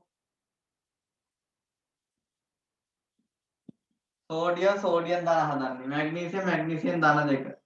ඇලුමිනියම් ධන 3. මේ පැත්තට මොකද වෙන්නේ? අරය අයන වල අඩු වෙනවා. ඊළඟට ඇනායන ගත්තොත් සිලිකා ඍණ 4 ගත්තොත් ෆොස්ෆරස් ඍණ 3, සල්ෆර් ඍණ 2, ක්ලෝරින් ඍණ 1 ගත්තොත් මෙයා වන්න ධන 4 ගන්නකො තව අඩු වෙනවා එහෙනම්. මෙයා ඍණ 3 කියන්නේ මෙයාගේ අරය වන වැඩි. මෙයාගේ අරය මෙයාට වඩා වැඩි. හැබැයි මේගොල්ලෝගේ එන්න අඩු වෙනවා. එහෙනම් ක්‍රමවත් රටාවක් නැහැ. අයනවල අරය අයනිකාරය පරමාණුකාරය නම් මේ පැත්තට ගත්තොත් පරමාණුකාරය ක්‍රමවත් අඩු වෙනවා. නායනිකාරය ක්‍රමවත් වැඩි වීමක් නැහැ. වැඩි නොවේ කියලා තියෙන්නේ. එහෙනම් ඒ උත්තරෙත් හරි. 3 ආගන්හිල පරමාණු ආගන්හි සංයෝජ සහසංජාරය ක්ලෝරින්හි සහසංජාරයට වඩා පහළ වේ. ඒක මේ පැත්තට යද්දී න්‍යෂ්ටිකාරෝපණය වැඩි වෙනවා. එහෙනම් ආගන් වල අඩුයි තමයි ක්ලෝරින්ට වඩා. න්‍යෂ්ටිකාරෝපණයත් වැඩි. කියන්නේ හින්දා පරමාණු ක්‍රමාංක වැඩි වෙන හින්දා. එහෙනම් ඒකත් හරි. හතරවෙනි එක පළමුවන අයනීකරණ ශක්තිය වැඩි වීම ක්‍රමවත් නැත. ඔව් ක්‍රමවත් නෑ අක්වාක් විචලනයක් තියෙනවනේ. ක්‍රමවත් වැඩි වීමක් නෑ. එහෙනම් ඒකත් හරි. 5 අයනිකාරය පරමාණුක ක්‍රමාංකය සමග ක්‍රමවත් අඩු නොවේ.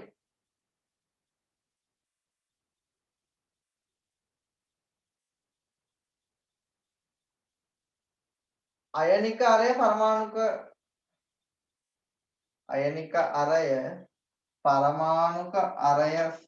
පරමාණු ක්‍රමාංකය සමග ක්‍රමවත් අඩු නොවේ.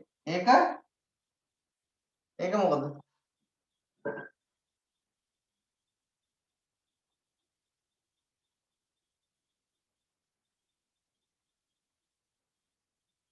ඒක තමයි වැරදි එක නේද?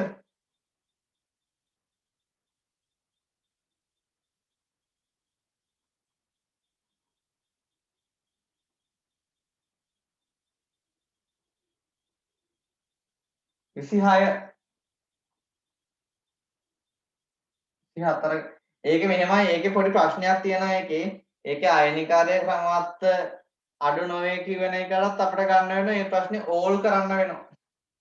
ඒක ඇත්තටම මේ ඔරිජිනල් එකේ දීපු එක නෙමෙයි ටයිප් කරලා තියෙන්නේ.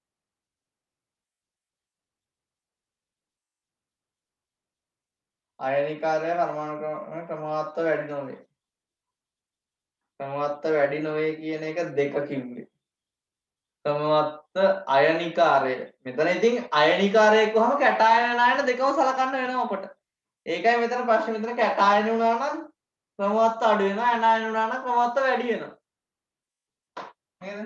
මෙතන අපිට ප්‍රශ්නයක් වෙන්නේ කැටායන ඇනායන කියලා දුන්නා. මොකද ඇනායනිකාර අය ගත්තොත් එහෙම ක්‍රමවත් අඩු වෙනවා. කැටායනාරය ගත්තොත් ක්‍රමවත් අඩු වෙනවා. මෙතන ඒක කියන්න බෑ. ඒ ප්‍රශ්නේ හැමෝම ලකුණු දාගන්න ඒක ඕනේ. 24 කිසියම් පරමාණුවක් තුළ ක්වොන්ටම් අංකය n සමානයි 3ලු l සමානයි 1ලු. එහෙනම් l කියන්නේ මොකද්ද? p. එහෙනම් මේ 3p 3p උපරිම ඉලෙක්ට්‍රෝන කියලා p වල 6යි. නම් උත්තරේ අංක 1. ඉලෙක්ට්‍රෝන 6යි නේ.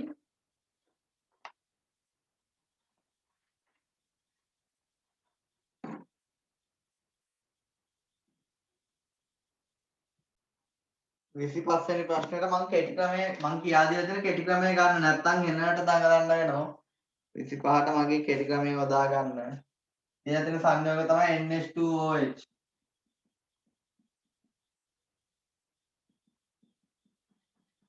OH NO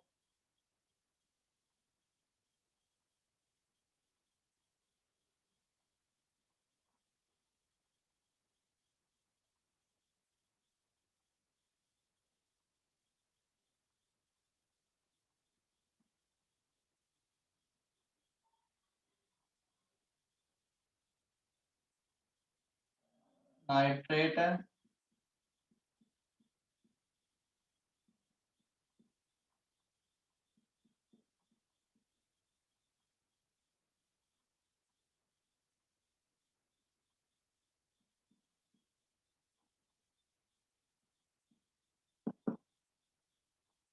NO2 ඍණ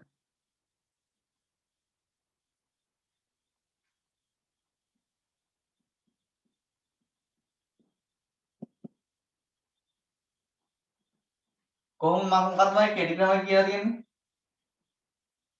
බෝන්ඩ් ඕඩර් වලින් මම මේ ප්‍රශ්න වලට උත්තර ලියන්න කියලා තියෙනවා බන්ධන පෙළ කියන්නේ මොකද්ද බන්ධනයක පවතින ඉලෙක්ට්‍රෝන යුගල ගණන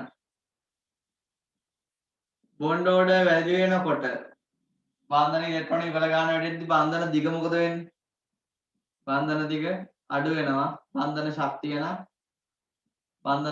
වැඩි වෙනවා බොන්ඩ් ඕඩර් හොයන කෙටි ක්‍රමය මොකද්ද දුන්නේ සිග්මා 5 බන්ධන ගණන බෙදනවා සිග්මා බන්ධන ගණන එහෙනම් මෙතන NO අහන්නේ මෙතන නයිට්‍රජන් එක කීයද බන්ධන 3යි 3ව සිග්මා එහෙනම් බොන්ඩ් ඕඩර් කීයද 1යි NO විශේෂිතයි NO වල වියුම්ම ඉලෙක්ට්‍රෝනයක් ඉන්නවා තනි ඉලෙක්ට්‍රෝනයක් NO වල සිග්මා 5 2යි සිග්මා 1යි එහෙනම් බොන්ඩ් ඕඩර් කීයද 2යි මුළු බන්ධන ගණන සිග්මා බන්ධන ගණන මෙතන එහෙනම් මෙයාගේ 1 2 3 4 4ෙන් 3යි 1.3යි මෙයාගේ 1 2 3 3ෙන් 2යි ඒ කියන්නේ 1.5 එහෙනම් බොන්ඩ් ඕඩර් වැඩිම NO වල තමයි බන්ධන දුර අඩුම වෙන්නේ බන්ධන දුර අඩුම NO ඊට පස්සේ NO2 ඍණ ඊට පස්සේ නයිට්‍රේට වල අඩුම වෙන්නේ බන්ධන දිග වැඩිම වෙන්නේ බොන්ඩ් ඕඩර් අඩුම NH2OH නම් උත්තරය අංක 4 ඕක අපේ ටියුට් සලත් කරපු එක බොන්ඩ් ඕඩර් කතාව පැහැදිලිද මේ කෙටි ක්‍රමේ දාලා බොන්ඩ් ඕඩර් හොයාගන්න ඔය කෙටි ක්‍රමෙන් ඕන එකක් හදත හැකියි සිග්මා 5 බන්ධන ගණන බෙදීම සිග්මා බන්ධන ගණන 26 ප්‍රශ්නයක් නෑ නේද දෙවන අයනීකරණ ශක්තිය ඉහළම වෙන්නේ පළවන කාණ්ඩයයි කියන්නේ සෝඩියම් 27 ඉහළම ශක්තිය තියෙන්නේ නෂ්ටයේ ඉඳන් ඈතට යන ශක්තිය වැඩි වෙනවා ශක්ති පරතරය අඩු වෙනවා එහෙනම් නෂ්ටයේ ඉඳන් ඈතම තියෙන්නේ හතරවන ශක්ති මට්ටම එහෙනම් 4s2 4p1 මේ උත්තර නිකම්ම ගහන්න පුළුවන් ඒවනේ 28 ගත්තොත් ස්ථානයේ තීරණය වෙන්නේ මොකක්ද ආවර්තාවකය පරමාණු ක්‍රමාංකය මත පරමාණු ක්‍රමාංකය කියන්නේ ප්‍රෝටෝන ගණන ප්‍රෝටෝන තියෙන නෂ්ටිය එහෙනම් නෂ්ටියේ ඇති ප්‍රෝටෝන සංඛ්‍යාව මත තමයි මෝල් ද්‍රව්‍ය පරමාණුක ස්ථානය තීරණය කිරීමට අදවත්න්නේ එහෙනම් 28ට 4 ඔය ටික නිකම්ම ගහන්න පුළුවන් ටික මේ ප්‍රශ්න තුනම ලේසි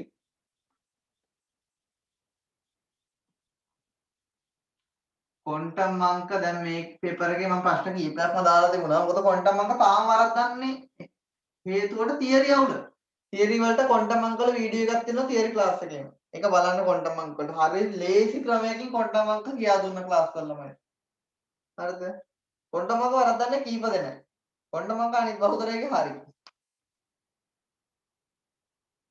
මැත්ස් ළමයිගේ හරි ක්වොන්ටම් අංක 29 ප්‍රධාන ක්වොන්ටම් අංකය n සමානයි 3 n සමානයි 3 වෙනවා මගින් නිරූපණය වන ශක්ති මට්ටමේ තිබිය හැකි උපකවච ගණන කාක්ෂික ගණන උපරිම ඉලෙක්ට්‍රෝන සංඛ්‍යාව 3 නම් ඉන්නේ කවුද 3s2 3p6 3d10 නේද මෙතන උපකවච කීයද 1යි 2යි 3යි උපකවච කීයද එහෙනම් 3යි ඊළඟට කාක්ෂික s කාක්ෂික 1යි p කාක්ෂික 3යි d කාක්ෂික 5යි. නෑ එකතු කරලා බලන්න 3යි 5යි 8යි 8යි 1යි 9යි කාක්ෂික ඉලෙක්ට්‍රෝන එක කාක්ෂිකයක දෙක ගානේ ඉන්නවා එහෙනම් 18යි ඉලෙක්ට්‍රෝන. උත්තරය අංක 29ට 2.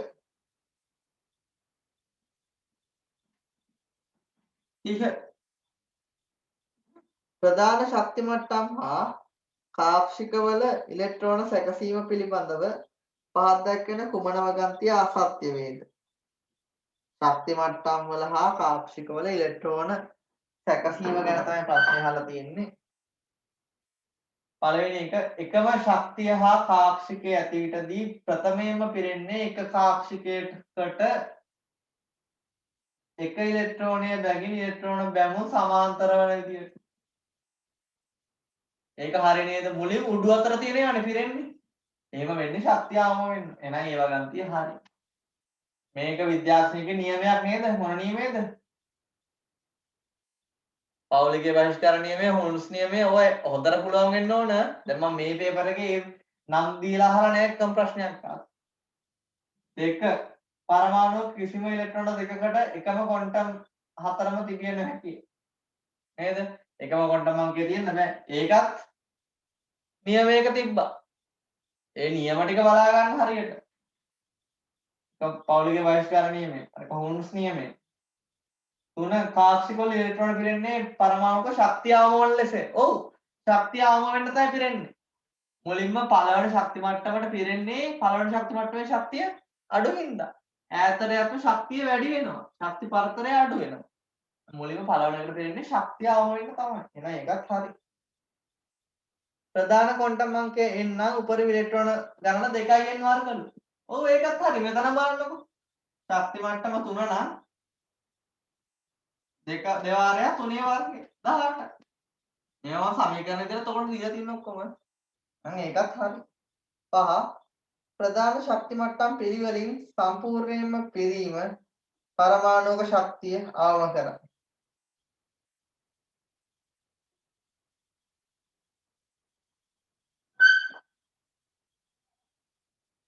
ප්‍රධාන ශක්ති මට්ටම් පිළිවෙලින් සම්පූර්ණයෙන්ම පිරීම ශක්තිය අවම කරනවලු.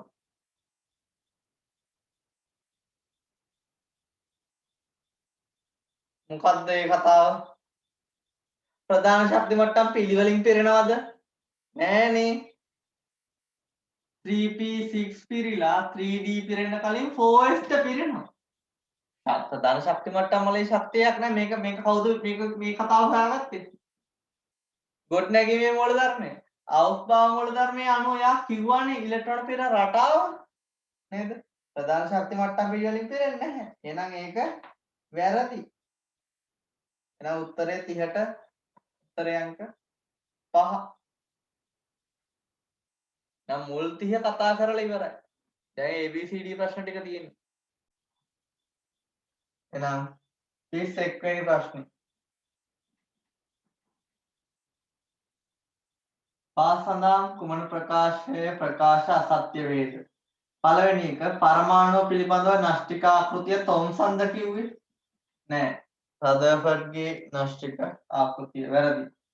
කැතෝඩ කිරණ නලයක් තුළ ඇති වායු අණුව ධන කිරණවල E බෙදීම M වෙනස් නොවේ. ධන කිරණවල E බෙදීම M වෙනස් වුණා. ඇයි? ප්‍රෝටෝන ගණන පරමාණුවෙන් පරමාණුවට වෙනස් වෙද්දී ස්කන්ධ ආරෝපණ වෙනස් වෙනවා. E බෙදීම නියතයක් නෙමෙයි. එහෙනම් ඒකත් වැරදි වෙනස් නොවේ. එකම අවස්ථාවේදී ඉලෙක්ට්‍රෝන වලට තරංග හා අංශු වශයෙන් හැසිරේ. හරි. ඩිබ්‍රෝග්ලිගේ තරංග ආයාමයෙන් තමයි ඒක පෙන්වන්නේ. ලැම්ඩ සමානයි h බෙදීම mv. මතකද? තරංග ලක්ෂණ ලැම්ඩ වලින් පෙන්වනවා. අංශුමය ලක්ෂණ කියන්නේ ස්කන්ධයේ තියෙන එක ගම්‍යතාවයෙන් පෙන්වනවා. අංශුමය ලක්ෂණ වැඩි වෙද්දී තරංගමය ලක්ෂණ අඩු වෙනවා. අංශුමය ලක්ෂණ අඩු වෙද්දී තරංගමය ලක්ෂණ වැඩි වෙනවා. පරස්පර සම්බන්ධතාවයක් තියෙන්නේ. හැබැයි ඉලෙක්ට්‍රෝන එකම අවස්ථාවේ අංශු විදියට තරංග විදියට හැසිරෙනවා. ඒක වගන්තිය හරි. D ගයිගන් හා මාස්ටර්න් රන්පත්‍ර පරීක්ෂාව සඳහා භාවිතා කරනු ලබුවේ හීලියම් අංශු වලට සමාන අංශු විශේෂයකි. මොනවද භාවිතා කර අංශු වර්ගය? ඇල්ෆා අංශු ප්‍රකිරණය නේද කරේ? ඇල්ෆා අංශු කියන්නේ 2 4 හීලියම් වලට හීලියම් නෂ්ටයකට සමාන. එහෙනම් ඒකත් හරි. එහෙනම් වැරදි එක අහන්නේ. මුල් AB තමයි වැරදි උත්තරේ අංක 1.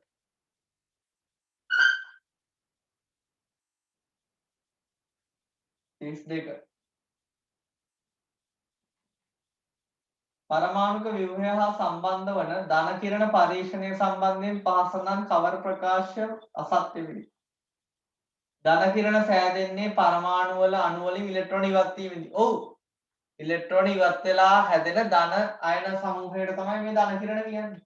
මතකයි නේද ඔය කතා කරනවා. හරියටම ප්‍රෝටෝනේ සොයා ගන්න පුළුවන් වෙන්නේ ඇතුළට හයිඩ්‍රජන් පෙරවුවොත් විතරයි. මොකද හයිඩ්‍රජන් වල ඉලෙක්ට්‍රෝනයක් ඉවත් කරාට පස්සේ නියුට්‍රෝන නැති හින්දා හයිඩ්‍රජන් අයනය කියන්නේ ප්‍රෝටෝනයකට සමානයි. නේද? ඊළඟට ඒවා විද්‍යුත් හෝ චුම්බක ක්ෂේත්‍ර වලට බලපෑමට ලක් නොවේ. ධන කියන්නේ ධනාරෝපිතයි. එන විද්‍යුත් ක්ෂේත්‍රයක නම් ඍණ තහඩු දිශට ආකර්ෂණය වෙනවා. චුම්බක ක්ෂේත්‍රයක නම් අභිලම්බව උත්ක්‍රමණයක් වෙනවා. එහෙනම් ඒක වැරදි.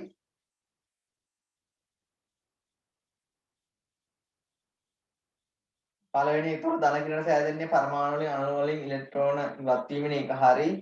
B වැරදි. ඒවා විද්‍යුත් චුම්බක ක්ෂේත්‍ර වල බලපෑමට ලක් වෙනවනේ. C අවශේෂ වායුවෙන් සායක්ත ස්කන්ධ සහිත අංශු වලින් සමන්විත වේ. ඔව්.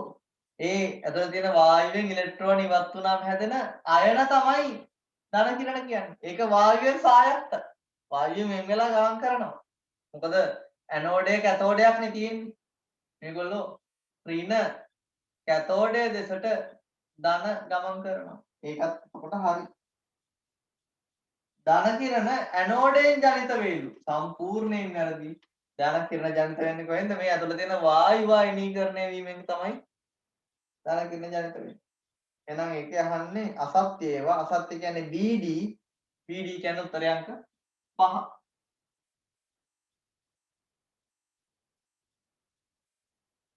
තුන.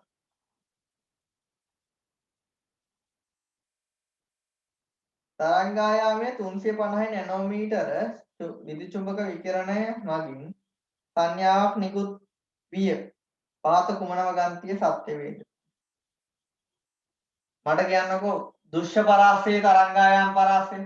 දෘශ්‍ය පරාසය වෙන්නේ 390 නැනෝමීටර 710 නැනෝමීටර නේද? මේ පැත්තේ රතු ඉන්නේ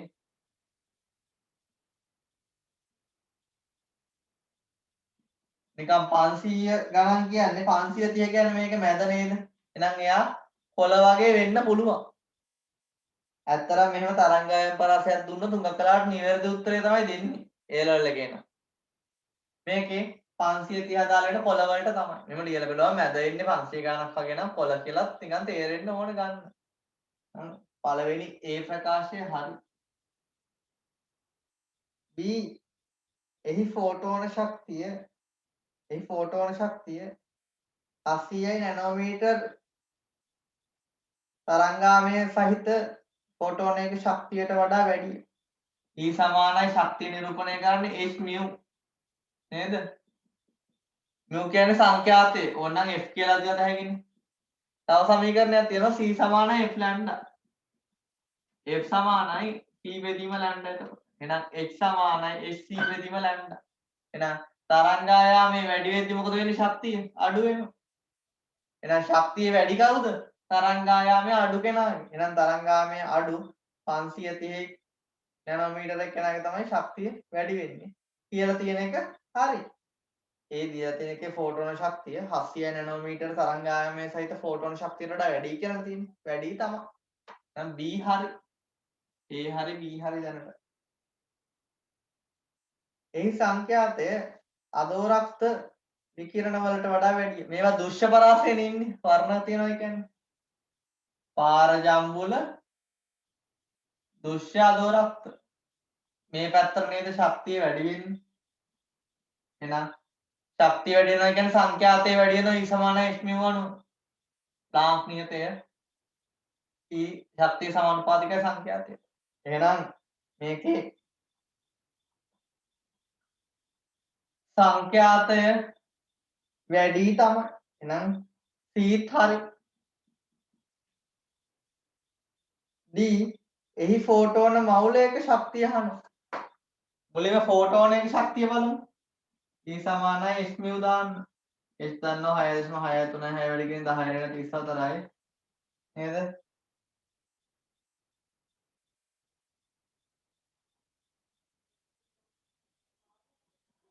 නේද? ඊට පස්සේ සංඛ්‍යාතය කියන්නේ සංඛ්‍යාතය හදා ගන්න වෙනවා අපට c බෙදීම ලැම්ඩා කියලා. ප්‍රවේගය 3 වැඩි කිරීම 10 8යි. ලැම්ඩා 500 30 වැඩි කිරීම නැනෝමීටර් මීටර ගන්න 10 රිනක් 9න් ගුණ කරනවා. මවුලයක බලන්න මොකද කරන්නේ? මවුලයක නම් ඇවගාඩ්‍රෝ නියතයෙන් ගුණ වෙන්න ඕන. මේ එක ෆෝටෝන එකේ ශක්තිය. එහෙනම් මේක ගුණ වෙන්න ඕන 6.0222 වැඩි කිරීම 10 23 මොකද මවුලයක ශක්තිය අහලා. එහෙනම් බලන්න මේක සුළු කරාම එනවද කියලා මේ දීලා තියෙන එක.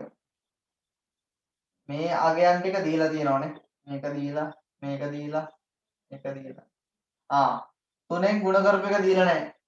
එහෙනම් ඉතින් බලන්න දෙයක් නැහැ, වැරදි. එහෙනම් D වැරදි. ABC ටික හරි. එහෙනම් උත්තරේ අංක 5.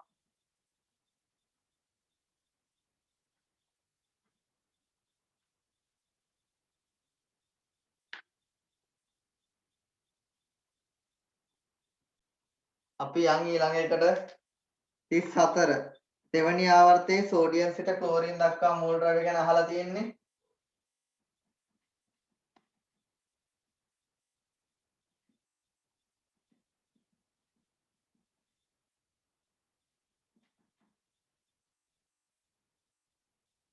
හරිද? මේකේ ඉහළම දෙවනයනීකරණ ශක්තිය තියෙන්නේ කාටද? ඉහළම දෙවනයනීකරණය තියෙන්නේ කාටද? පළවන කාණ්ඩයේ සෝඩියම්ට. එනවා පළවෙනි ප්‍රකාශය. වැරදි. ආවර්තයේ වමේ සිට දකුණට යනකොට අයනිකාරය අඩු වේලු. ආයන වලාරය අපි කරුණු කතා කරා. වැරදි නේද? ඒකෙදි කැටායන ඇනායන මොන ඍණායන ගත්තොත් එහෙම ඍණායන වල නම් ෆොස්ෆරස් ඍණ 3 අරය වැඩි. ඇනායනික අරය නම් මොන අඩු වෙනවා. එහෙම කියලා නෑ. C කුඩාම පරමාණුව සෝඩියම්ලු. වැරදි. කුඩාම ක්ලෝරින් මේ පැත්තට ඇති. අරය අඩු වෙනවා. D එකම වායුමය මුල් ද්‍රව්‍ය ක්ලෝරින්ලු. මෙතනින් වායු හදන්නේ ක්ලෝරින් විතරද? ඔව්. Cl2 ක්ලෝරින් විතරයි වායුව. ඒක නම් හරි. මේකෙදි ඉතින් එකම වායුමය මුල් ද්‍රව්‍ය.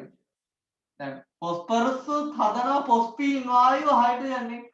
හැබැයි මූල ද්‍රව්‍ය අවස්ථාවේ හදන්නේ ක්ලෝරින් විතරයි. එහෙනම් ඒ උත්තරේ අංක වෙන්නේ කීයද?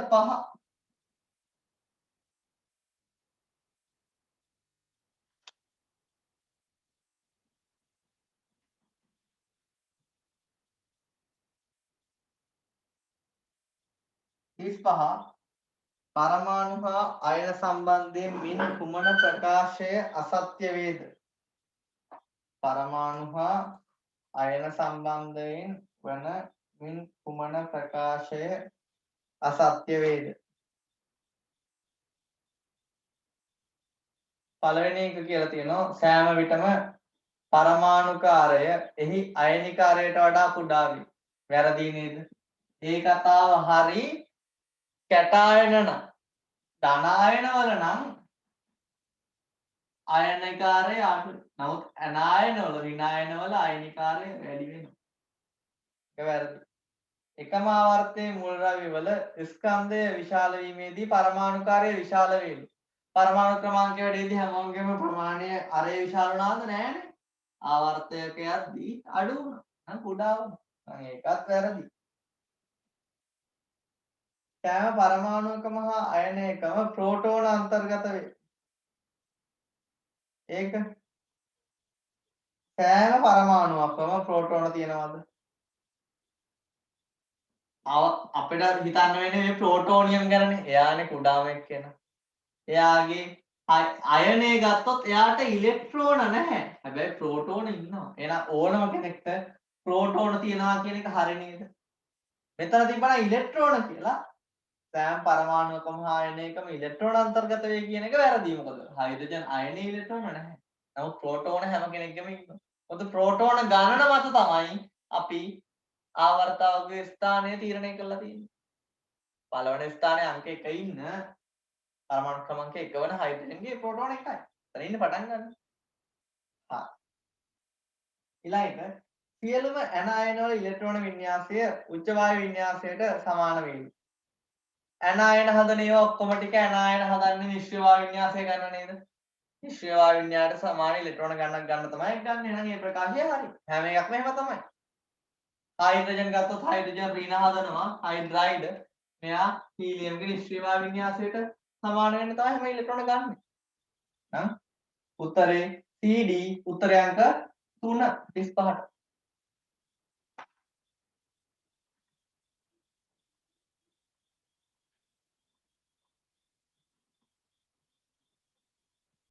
ආ 35 අහන්නේ අසත්‍ය එක නේද? එහෙනම් වැරදි A B උත්තරේ අංක 1 වෙන්න ඕනේ 35ට. 35ට 1 අසත්‍ය එක අහලා තියෙනවා.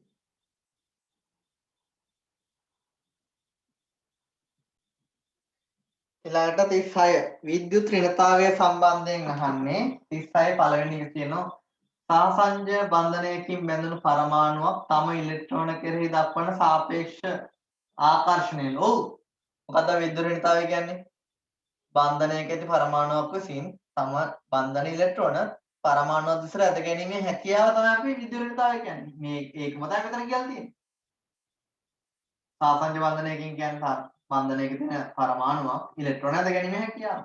ඒක දක්වන නැත්නම් ඒකට දක්වන ආකර්ෂණය. එහෙනම් පළවෙනි එක හරි. S ලක්ෂණ ඉහළ මුහුම්කරණයක් තිබීම කිසියම් පරමාණුක විද්‍යුත් ඍණතාවය පහළ යාමට හේතු වේ. S ලක්ෂණ ප්‍රතිශතය මේ sp වල කීයද? 1ට 1නේ 150යි. sp2 වල කීයද? 33.33යි. sp3 වල කීයද? S ලක්ෂණ 125යි. S ලක්ෂණ වැඩි වෙන්නේ මේ පිළිවෙලට නේද? ඒත් මේ පිළිවෙලට විද්‍යුත් ඍණතාවය මොකද වෙන්නේ? වැඩි වෙනවා. එහෙනම් ඒ වගන්තිය වැරදි. B වැරදි. ඉලෙක්ට්‍රෝන බන්ධුතාවයේ ඉහළ යාම විද්‍යුත් ඍණතාවයේ ඉහළ යාමට හේතු වේලු. ඉලෙක්ට්‍රෝන බන්ධුතාවය කියන්නේ මොකක්ද? ඉලෙක්ට්‍රෝන ලබා ගැනීමේ හැකියාව. ඉලෙක්ට්‍රෝන ලබා ගැනීමේ හැකියාවට තමයි ඉලෙක්ට්‍රෝන බන්ධුතාවය කියන්නේ. විද්‍යුත් ඍණතාවය කියන්නේ මොකක්ද? ඉලෙක්ට්‍රෝන ඇද ගැනීම. මේ දෙකක් නේද? ඉලෙක්ට්‍රෝන ඇද ගන්න මේ බන්ධනයක තියෙන ඉලෙක්ට්‍රෝන එක විද්‍යුත් ඍණතාවය වැඩි වෙද්දි තමයි ඉලෙක්ට්‍රෝන ඇද ගැනීම වැඩි වෙන්නේ. විද්‍යුත් ඍණතාවය වැඩි වෙද්දි ඉලෙක්ට්‍රෝන ලබා ගැනීම වැඩි වුණාද? ඉලෙක්ට්‍රෝන ලබා ගැනීම වැඩි වුණේ මොකද්ද? පරමාණුවේ තියෙන න්‍යෂ්ටික ආරෝපණය. න්‍යෂ්ටික තියෙන ආරෝපණ ප්‍රමාණය වැඩි වෙද්දි තමයි ඉලෙක්ට්‍රෝන ලබා ගැනීම වැඩි වෙන්නේ. නම් ඒක වැරදි.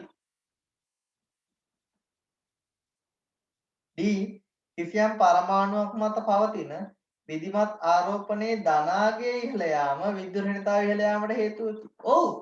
ධන ආරෝපණය වැඩි නම් ඉලෙක්ට්‍රෝන ඇද ගන්න පහසුයි. NO2 ධන NO2 ඍණ ඔය කට්ටිය ගත්තොත් ධන ආරෝපණය වැඩි වෙනකොට විද්‍යුත් ඍණතාවය වැඩි වෙනවා. එහෙනම් ඒක 36 අහන්නේ සත්‍ය ප්‍රකාශ A D ඒ කියන්නේ උත්තරය අංක 4.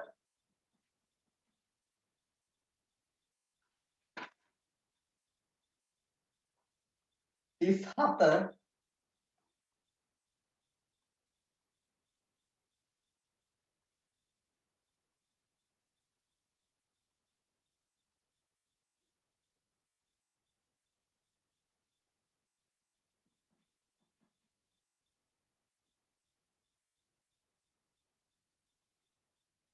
37 කියන්නේ කැල්සියම් පරමාණුව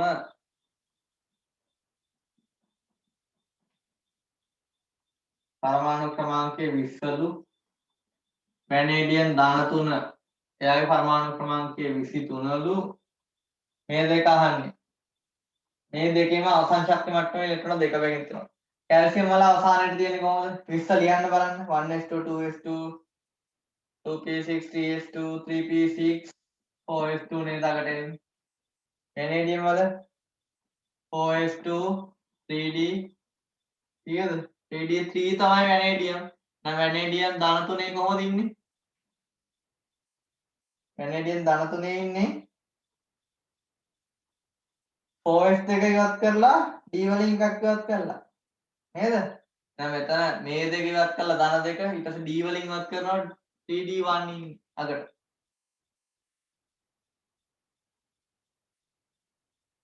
පළවෙනි එක කියනවා මෙම දෙකේම අවසන් ශක්ති මට්ටමේ ඉලෙක්ට්‍රෝන දෙක බැගින් තියෙනවා කැල්සියම් ගණන් දෙකක් තියෙනවා ඒත් වැනේඩියම්ගේ තියෙන්නේ එකයි නේද එහෙනම් ඒක වැරදි පළවෙනි ප්‍රකාශය මේවා දෙකෙන් පවතින s ඉලෙක්ට්‍රෝන සංඛ්‍යාව එකිනෙකට සමානලු කැල්සියම් වල 2යි වැනේඩියම් ධන 3 වල s ඉලෙක්ට්‍රෝන අවසාන මට්ටමේ s ඉලෙක්ට්‍රෝන කීයක් ඉන්නවද s ඉලෙක්ට්‍රෝන අවසාන මට්ටමේ 4s දෙක ඉවත් කරා එහෙනම් 3d වල 3s2 දෙක තියනවා කියලා ගත හැකිද ඔව් 4s දෙක ඉවත් කරාම අවසාන මට්ටම වෙන්නේ s වල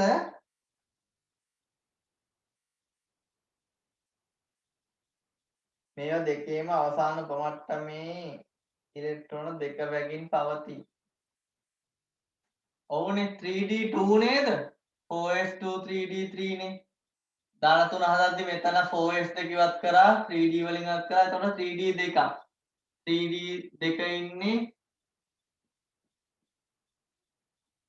මෙහෙම. 4s දෙක ඉන්නේ එකට. නේද? එතකොට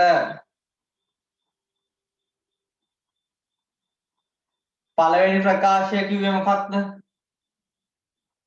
පළවෙනි ප්‍රකාශය කිව්වේ අවසාන ශක්ති මට්ටමේ ඉලෙක්ට්‍රෝන දෙකයි. කැල්සියම් වල අවසාන ශක්ති මට්ටම වෙන්නේ 4s 4s2 හරි. වැනේඩියම් වල ඒතර අවසාන ශක්ති මට්ටම 3 නේද? ඇයි 4s දෙක ඉවත් කරානේ අයනේ අවසාන ශක්ති මට්ටම වෙන්නේ 3නේ.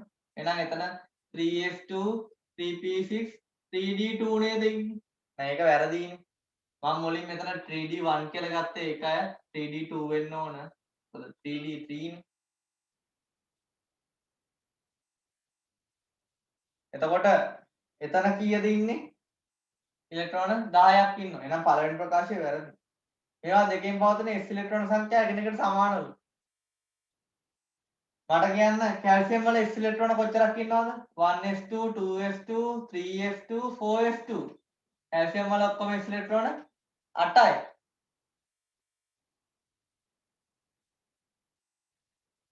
වැනේඩියම් ධනත්ව වල s ඉලෙක්ට්‍රෝන මොනවද ඉන්නේ? 1s2 2s2 3s2 විතරයි. කීයද එයාගේ? 6යි. එහෙනම් s ඉලෙක්ට්‍රෝන සංඛ්‍යාව එකිනෙකට සමාන වෙයි කියන එකත් වැරදි.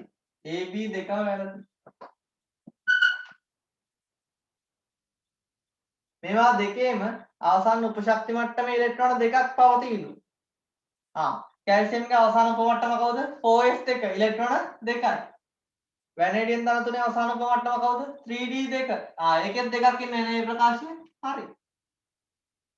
මේවා දෙකේම පිටතින් ඇති p උපශක්ති මට්ටමේ ඉලෙක්ට්‍රෝන 6ක් ඇතිලු. කැල්සියම්ගේ අවසානයේ ඉන්න p වෙන්නේ කවුද? 3p6. වැනේඩියම් ධන තුනේ අවසානයේ ඉන්න p වෙන්නේ කවුද? 3p6 දෙකේම 6න් පෙරිලා. එහෙනම් D ප්‍රකාශයත් හරි. එහෙනම් හරි වෙන ප්‍රකාශ වෙන්නේ CD උත්තරය අංක 3. කොහොමද ප්‍රශ්නය? ඒක මම ආයෙ පැහැදිලි කරන්නම්.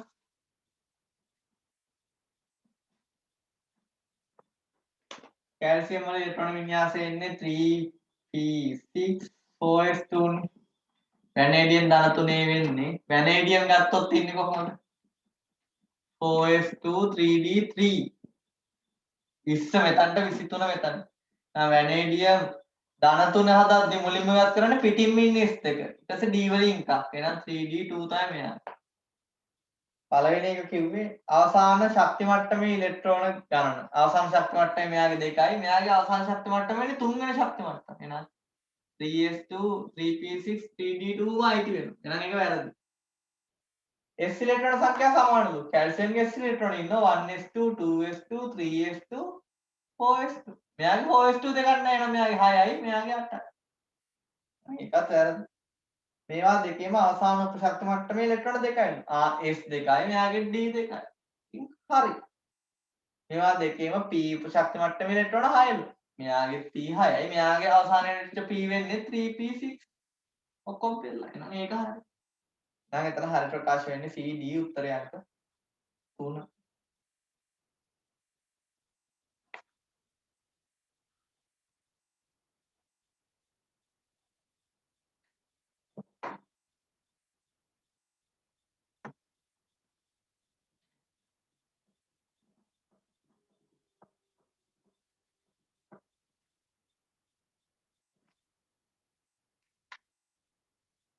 ඉස්සට 38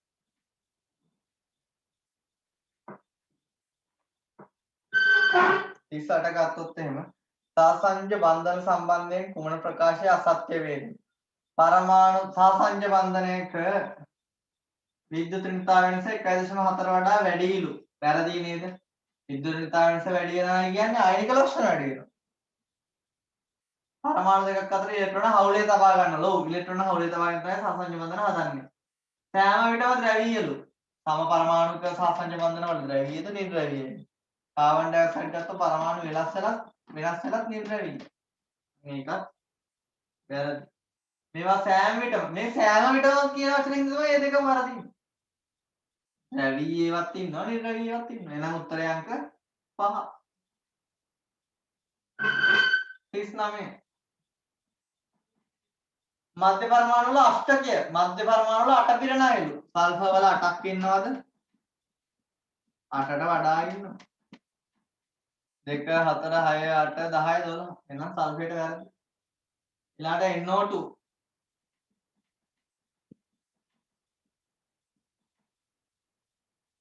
NO2 වල 8ක් ඉන්නවද?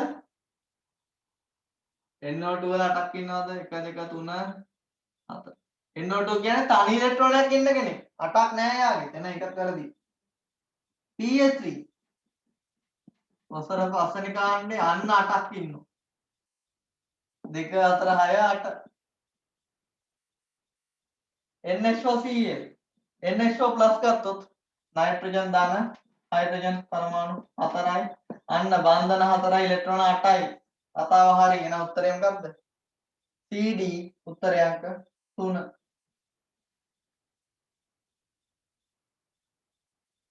39ට 3. 40.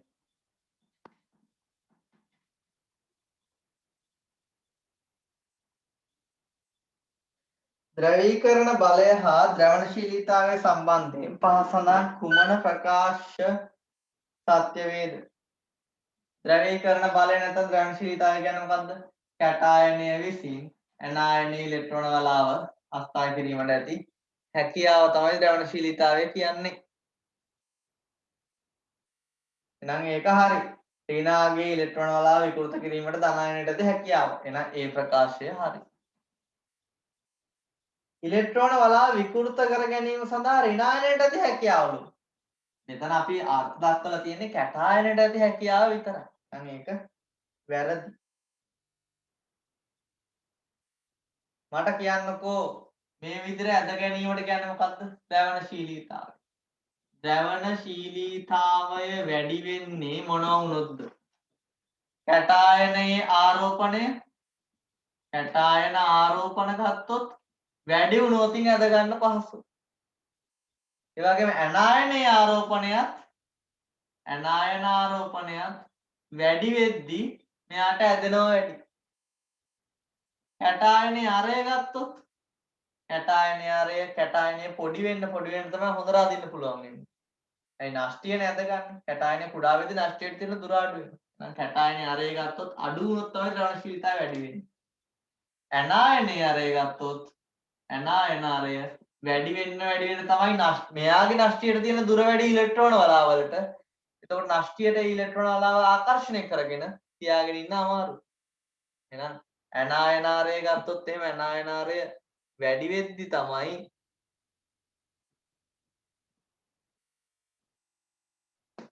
ද්‍රවණශීලීතාවය වැඩි වෙන්නේ. පැහැදිලි නේද? ඔය ලක්ෂණ ටික. එහෙනම් පළවෙනි C ප්‍රකාශය කියනවා කැටායනය කුඩා වී ආරෝපණය ඉහළ වීම. දැන් මට කියන්නකෝ ද්‍රවණශීලීතාවය වැඩි වෙද්දී මොන ලක්ෂණද වැඩි වෙන්නේ?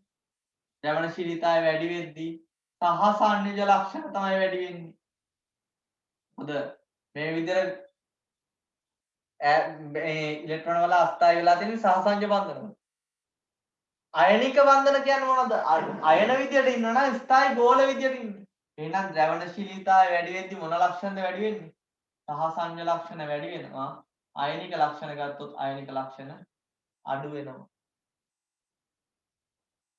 එහෙනම් C කැටායනයේ කුඩා වී ආරෝපණය ඉහළ වීම අයනික සංයෝගයක සාසංජ ලක්ෂණ වැඩි වීමට හේතු වේ. ඔව් හරි. සාසංජ ලක්ෂණ වැඩි වෙනවා.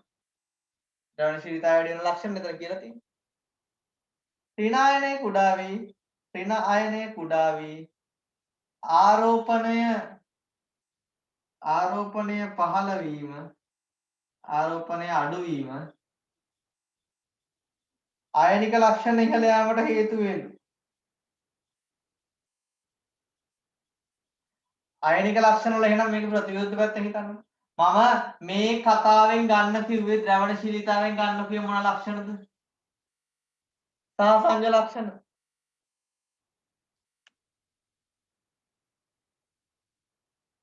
නේද? මේකෙන් අයනික ලක්ෂණ තර්ක කරත හැකි නේද? එහෙනම් මට කියන්නකෝ මේ කියලා තියෙන කතාව වැරදි නේද? ඍණායනය කුඩා වෙනවලු. ඍණායනය කුඩා වුණොත් තමයි අයනික ලක්ෂණ වැඩි වෙන්නේ. ඒක හරි. ආරෝපණයත් කුඩා වෙන්න ඕන. ආරෝපණයත් කුඩා වුණොත් තමයි අයනික ලක්ෂණ වැඩි වෙන්නේ. එහෙනම් ඒවා ගන්න මොකද වෙන්නේ? D. හරි. මේකේ ප්‍රතිවිරුද්ධ දෙන්නේ. ද්‍රවණශීලීතාවය අඩු වෙනවා කියන්නේ අයනික ලක්ෂණ වැඩි වෙනව නේද? ඒ කියන්නේ මේවා ප්‍රතිවිරුද්ධ වුණාම ඇනායනයේ ආරෝපණය අඩු වෙලා අරය කුඩා වෙද්දී අයනික ලක්ෂණ වැඩි වෙනවා. ස්ථායි ඝන ගෝල විදියට ඉන්න පහසු. එහෙනම් ඒකේ උත්තරය මොකක්ද? 3ක් හරි. එතකොට උත්තරය අංක 5.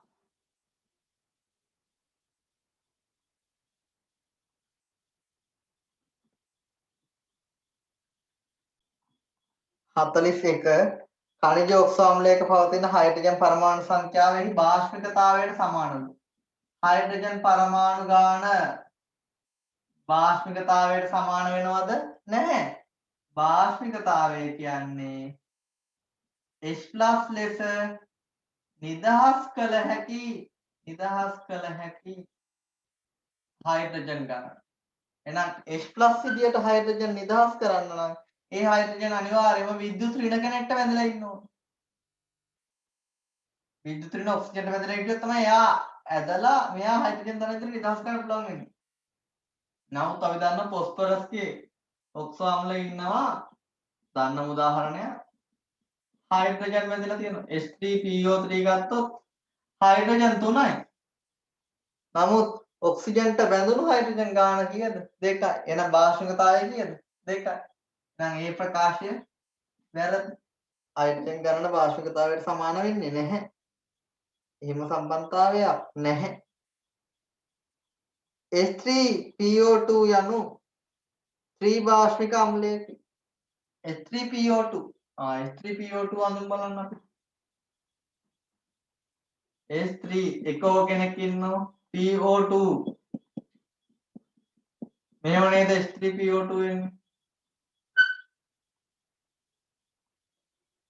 එතකොට මෙයාගේ බලන්න හයිඩ්‍රජන්ලා ඉන්නේ එක්කෙනයි. එහෙනම් මෙයා ඒක භාෂ්මික අම්ලයක්. එහෙනම් ඒකත් වැරදි. උත්තරය අංක 5. දෙකම වැරදිනේ. 42 AlCl3 ඉලෙක්ට්‍රෝන උණ සංයෝගයකි. ඔව්. අෂ්ටකයේ සම්පූර්ණ නැහැ, අට සම්පූර්ණ වෙලා නැහැ, 6යි. ඉලෙක්ට්‍රෝන උණ සංයෝගයක් ලුයිස් අම්ලයක් වෙනවා. AlCl3 හි මධ්‍ය ඇලුමිනියම් පරමාණුවේ ඉලෙක්ට්‍රෝන අෂ්ටකය සම්පූර්ණ කරන යාලු. ඔව් හරි. ඒක තමයි හේතුව. නේද? එයා ඉලෙක්ට්‍රෝන ඍණ සංයෝගයක් වෙන්නේ අෂ්ටකය සම්පූර්ණ කරලා නැති හින්දා තමයි. පැහැදිලි නේද? එහෙනම් පැහැදිලි කරනවා උත්තරය අංක 1.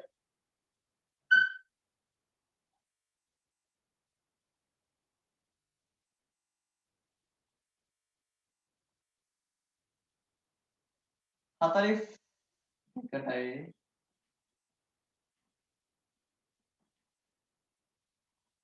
43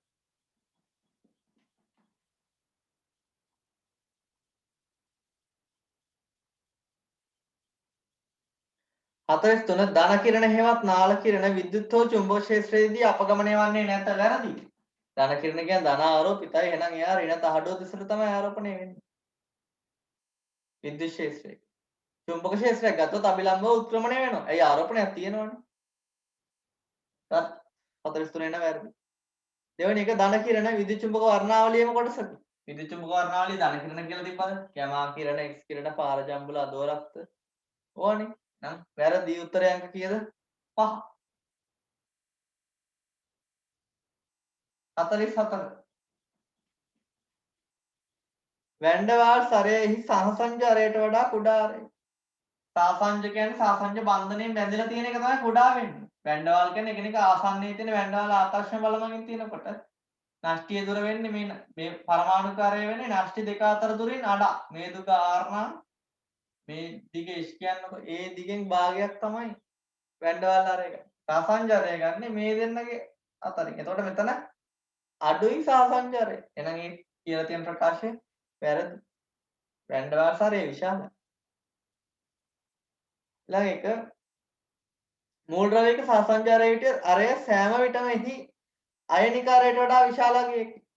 සහසංජාරය අයනිකාරයට වඩා හැම විටම විශාලලු. ඒකත් වැරදි. මොකද ඍණ ආරෝපණ හදනවා. ඍණ ආරෝපණවල අරය ගොඩක් වැඩි වෙනවා.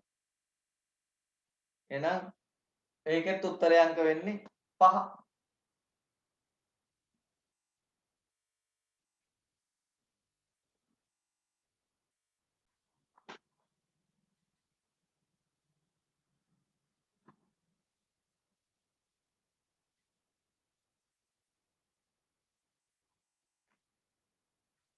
හතලිස් පහ PF3 ෆොස්ෆරස් මොන කාණ්ඩෙද? පස්වන කාණ්ඩේ ඉලෙක්ට්‍රෝන 5යි. තලීයද? නෑ. ත්‍රිකෝණාකාර පිරමිඩ. එහෙනම් තලිය වෙන්නේ වැරදි. තලිය ත්‍රිකෝණාකාර වෙන්න බෑ තලිය වෙන්න. PF3 වල ෆොස්ෆරස් 3 සංයුජද? ඔව් සංයුක්ත තුන තමයි. ඒව ගත්තේ හරි. එහෙනම් වැරදි හරි උත්තරය අංක 4.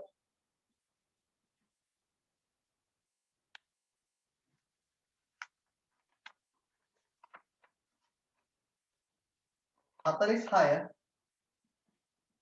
ආවර්තාවකයේ පස්සන ආවර්තයේ මුල් ද්‍රව්‍ය 18ලු. 2 8 8 18 18 32 නේද? 18 තමයි. නෑ ඒක හරි. ඒකේ උපරිම ඉලෙක්ට්‍රෝන ගණන 18ක්ලු. ඔව් ඒකත් හරි. උපරිම ඉලෙක්ට්‍රෝන ගණන 18ක් තමයි තියෙන්නේ. කොහොමද තියෙන්නේ? 5s2යි 4d 10යි I 5p 6යි 18 ඉන්නේ ඒ විදිහට. ඉලෙක්ට්‍රෝන වින්‍යාසය පළවෙනි පාඩම. එහෙනම් ඒක හරි මේ හින්දා තමයි. මේ විදිහට 4s 5d 5p විදිහට තමයි එතන ඉලෙක්ට්‍රෝන 8 හැදිලා තියෙන්නේ. සෝරි ඉලෙක්ට්‍රෝන 18 හැදිලා තියෙන්නේ. එහෙනම් ඒක පැහැදිලි කරනවා උත්තරය අංක 1.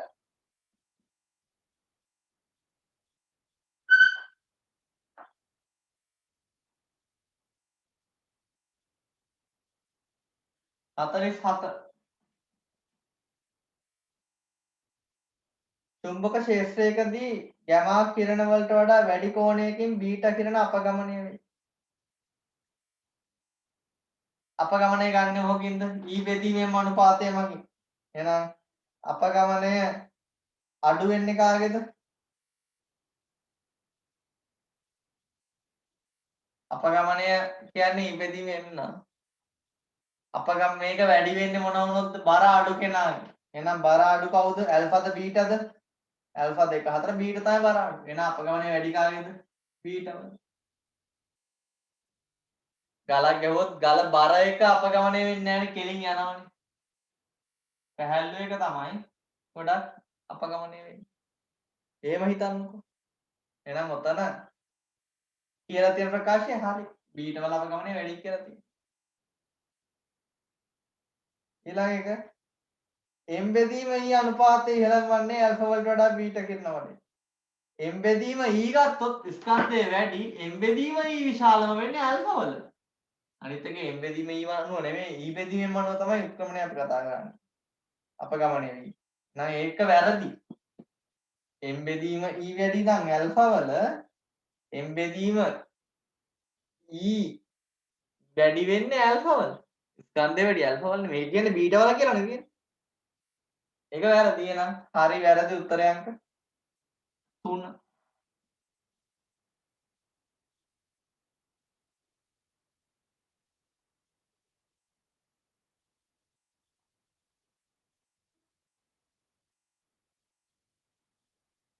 ඊළඟට 48 ආවර්තකයේ පරිදින මූලද්‍රව්‍ය වැඩි ප්‍රමාණයක් අලෝහ වේ. ඔව් හරි. ලෝහ තියෙන්නේ S ගුණය ටිකයි D ගුණය ටිකයි විතරයි වැඩි ප්‍රමාණයක් අලෝහ තමයි. ඒක හරි. P ගුණයේ මූලද්‍රව්‍ය සියල්ලම අලෝහ වේ. ඒක වැරදි. P ගුණය ඉන්නවා, බිස්මත් ඉන්නවා. පලසරකාණ්ඩේ ලෝහ ඉන්නවා. එහෙනම් හරි වැරදි. උත්තරය අංක 3 48.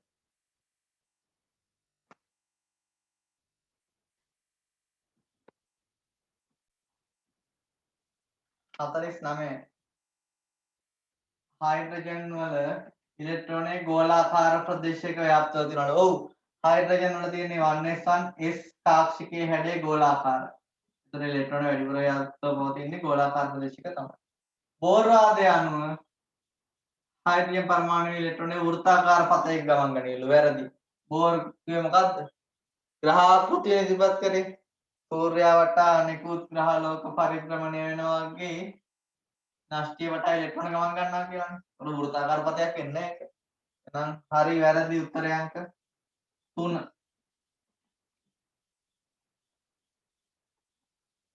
අන්තිම ප්‍රශ්නේ 50. එක මූලද්‍රව්‍යයේ සමස්ථානික වල රසායනික ගුණ එකිනෙකට සමාන වේවි. රසායනික ලක්ෂණ තීරණය වෙන්නේ මොනව මතද? රසායනික ලක්ෂණ තීරණය වෙන්නේ ඉලෙක්ට්‍රෝන වින්‍යාසය මත. මේ සමස්ථානික වල පරමාණු ක්‍රමාංක සමානයි. වෙනස් ස්කන්ධ ක්‍රමාංක තියෙන්නේ.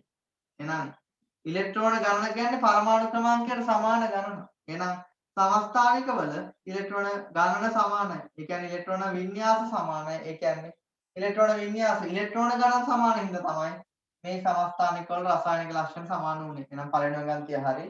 රසායනික ලක්ෂණ එකිනෙකට සමානයි. දෙවෙනි එක කියන එකම මූලද්‍රව්‍ය සමස්ථානික වල ප්‍රෝටෝන සංඛ්‍යාව එකිනෙකට සමානලු. ඔව්. ප්‍රෝටෝන ගණන සමානයි. පරමාණු ක්‍රමාංකයට සමාන ප්‍රෝටෝන ගණනක් තමයි තියෙන්නේ. හැබැයි නිවැරදි පැහැදිලි කිරීම වෙනවද? නිවැරදි පැහැදිලි කිරීම වෙන්නේ නැහැ.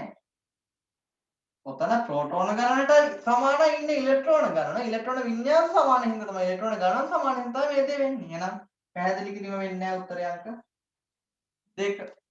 50ට 2.